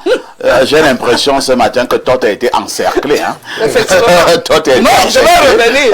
Il n'y a pas de souci. Non, on ne tape même pas le corps. On va passer la parole. On passe la parole à l'imam Cheikh Ali. Alors, imam, s'il vous plaît, nous continuons. Si, comme vous croyez donc en la fin du monde, à un moment donné, même si nous ne connaissons pas l'heure et le jour, alors les gens qui vont disparaître, ils vont mourir, ils vont aller où? Que deviendra dans le monde? Il n'y aura plus jamais de monde? Très belle question, parfait. Avant de répondre à votre question, j'aimerais interpeller les téléspectateurs qui pensent que la fin du monde est un mythe. C'est ça. Si vous dites que la fin du monde est un mythe, ça veut dire que le début du monde est un mythe. Ok. Soyons sages. Parce que les gens sont intelligents, ils ne sont pas sages. Très bien. Si tu dis que la fin du monde est un mythe, ça veut dire que le monde n'a pas un début. Ça veut dire que le monde n'a pas un début. Or, toute chose qui a un début aura forcément une fin. Et le début même du monde, c'est où? Justement, c'est quand? On ne connaît pas, Dieu seul connaît le début du monde. Mais nous sommes donc dans des choses virtuelles. Non, il y a des atos en astrophysique. Le monde avait commencé où et quand, avec qui? On va entrer dans ce débat. Non, s'il te plaît, c'est moi qui suis interpellé. Allez-y. Dans le Saint-Coran, Allah nous dit Badir al-Samawat wal Ard, créateur des cieux et de la terre.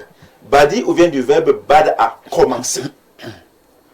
Le début du monde, pas de zéro, de rien, pas d'un point, mais d'une inexistence. Quelqu'un a dit, il y avait quoi avant? Il y avait quoi avant? Si on demande aux gens, il y avait quoi avant l'existence ici, ils peuvent nous dire ce qu'il y avait avant. Non, il y avait quoi avant? Peut-être que les archéologues vont... Maintenant, si l'être humain utilise son petit cerveau pour essayer de comprendre ce qu'il y avait avant, pour essayer de comprendre la dimension de Dieu, ils vont être victimes d'un court-circuit cérébral. C'est pour ça que, je répète, ils vont être victimes d'un court-circuit cérébral. C'est pour ça qu'avec leur petite intelligence, il dit même ça veut dire que Dieu lui-même avait un début, il avait une fin.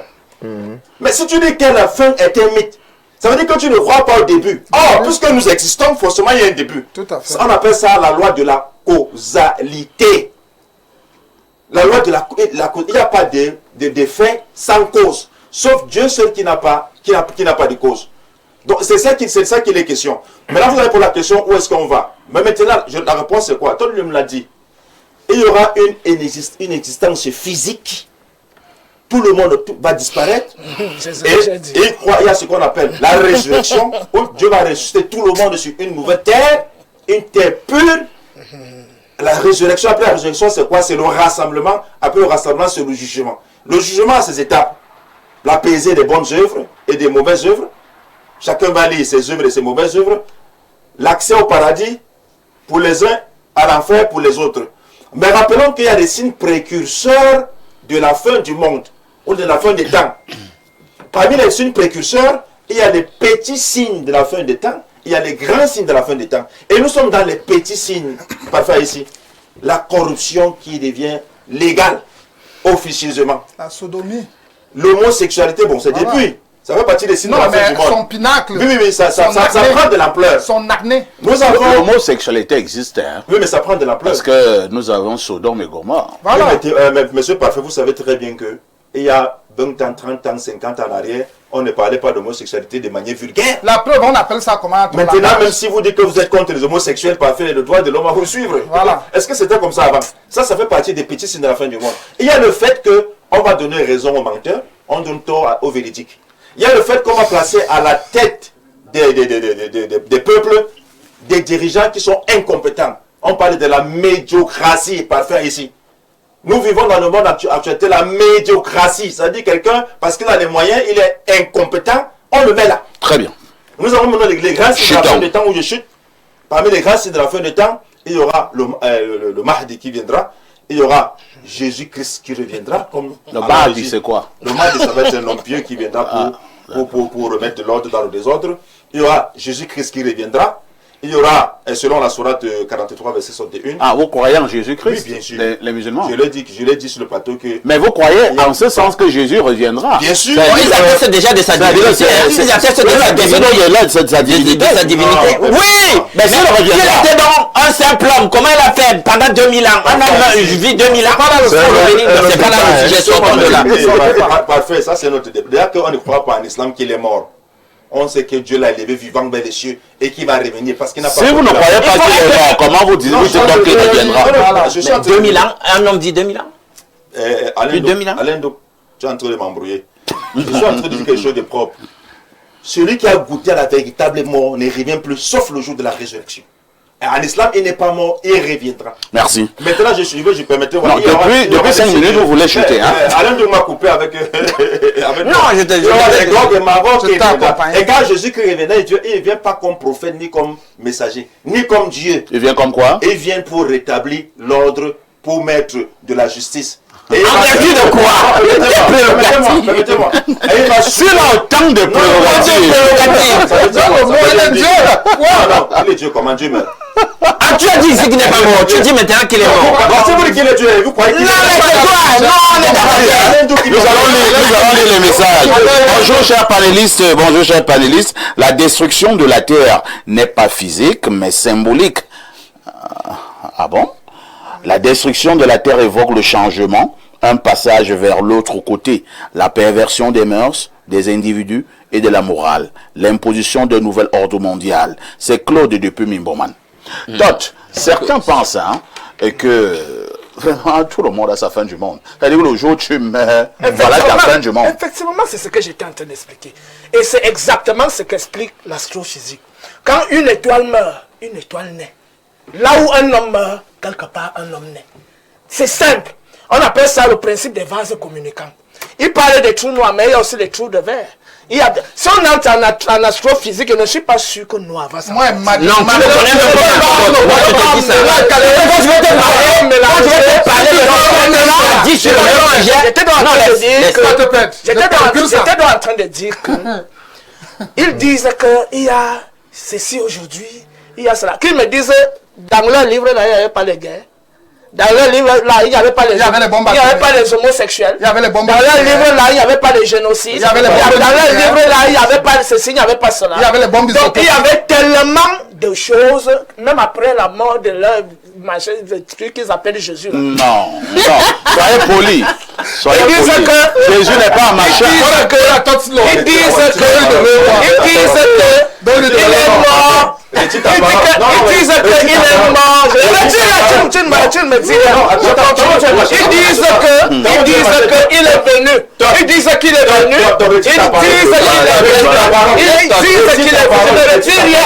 Sinon tu vas gâter cette émission. Tu vas gâter l'émission, monsieur. Tu vas gâter l'émission. Tu vas arrêter ça. Ils disent que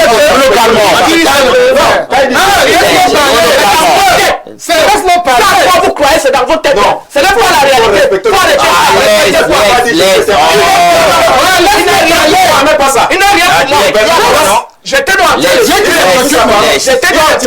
non, laissez pas. J'étais en train de dire. Non, calmement. C'est quoi, c'est le djihad? Sans le couteau. C'est l'esprit du couteau que tu amènes sur le panel. Donc j'étais en train de dire. Je laisse pas. Sans le couteau. Jésus n'est pas sans le couteau. C'est l'esprit du djihad que tu amènes sur ce panel. S'il vous plaît. En tant que qui? Jésus n'est pas nous allons nous calmer. Jésus n'est pas un machin. Imam Cheikh Ali, nous nous calmons. Ça c'est l'esprit du djihad. Je l'ai recadré. Je l'ai recadré. Dire que Jésus est un c'est pas toi le modérateur. Faut arrêter l'extrémisme islamiste là. Sans le couteau. C'est l'esprit du djihad que tu vas amener ici. S'il vous plaît. S'il vous plaît. Calmons-nous. Je rappelle ceci, hein, vous êtes dans une télévision sérieuse et oui, nous avons un débat sérieux. Il y a également les autres connaisseurs qui vous écoutent. Maintenant, il y en a qui ne maîtrisent pas grand-chose, qui veulent être édifiés. D'autres avaient la parole, ils chutent. J'étais dans Elle a dit quelque chose.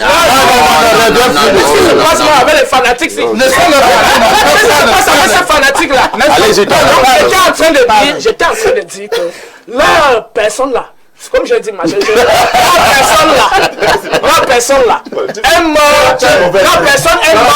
Cette personne est morte. Et c'est justement après sa mort que le monde est allé de mal en pire. Il est donc mort pour rien. Parce que depuis qu'il est mort, je ne vois aucun changement. Voilà, s'il a réellement existé. Donc j'étais en train de dire que leurs histoires d'Arche de l'Alliance là, L'Arche de Noé, de l'Alliance. Qui a dit, les Chinois qui ont vérifié, ça s'était écrit Arche de Noé.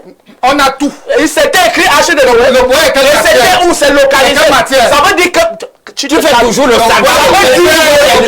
Mais qu'est-ce qui se passe avec les fanatiques ici?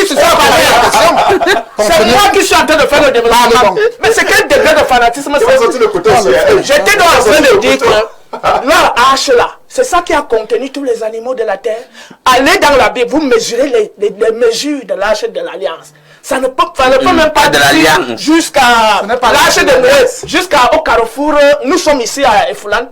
Jusqu'au carrefour olympique, l'arche là n'arrive même pas là-bas. C'est l'arche là qui a contenu les éléphants, les hippopotames, tous les animaux de la terre. Mais ça, c'est vraiment ridicule de nous réduire à ce degré de bassesse. J'étais en train de dire pour chuter. La question de la fin du monde relève des peuples qui sont nés hier. Les peuples sémites sont nés vers l'an 4000 avant l'ère actuelle. Et d'après eux, le monde existe depuis 6000 ans. C'est compris. Alors que chez nous, le monde sera toujours, quand une chose meurt, une chose naît de l'autre. Vous l'avez dit, docteur Noir, si à un moment donné, nous allons donc tous mourir, que deviendra le monde? Il n'y aura plus jamais le monde.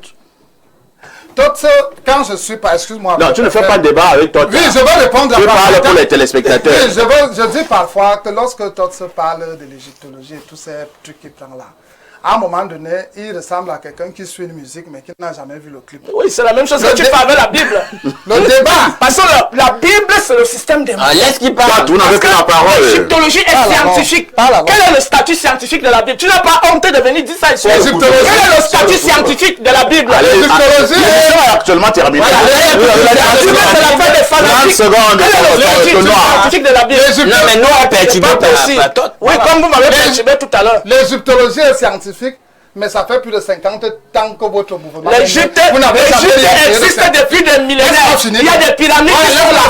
Quelles sont les réalités bibliques sur le terrain? Les réalités bibliques sur le terrain sont vous avez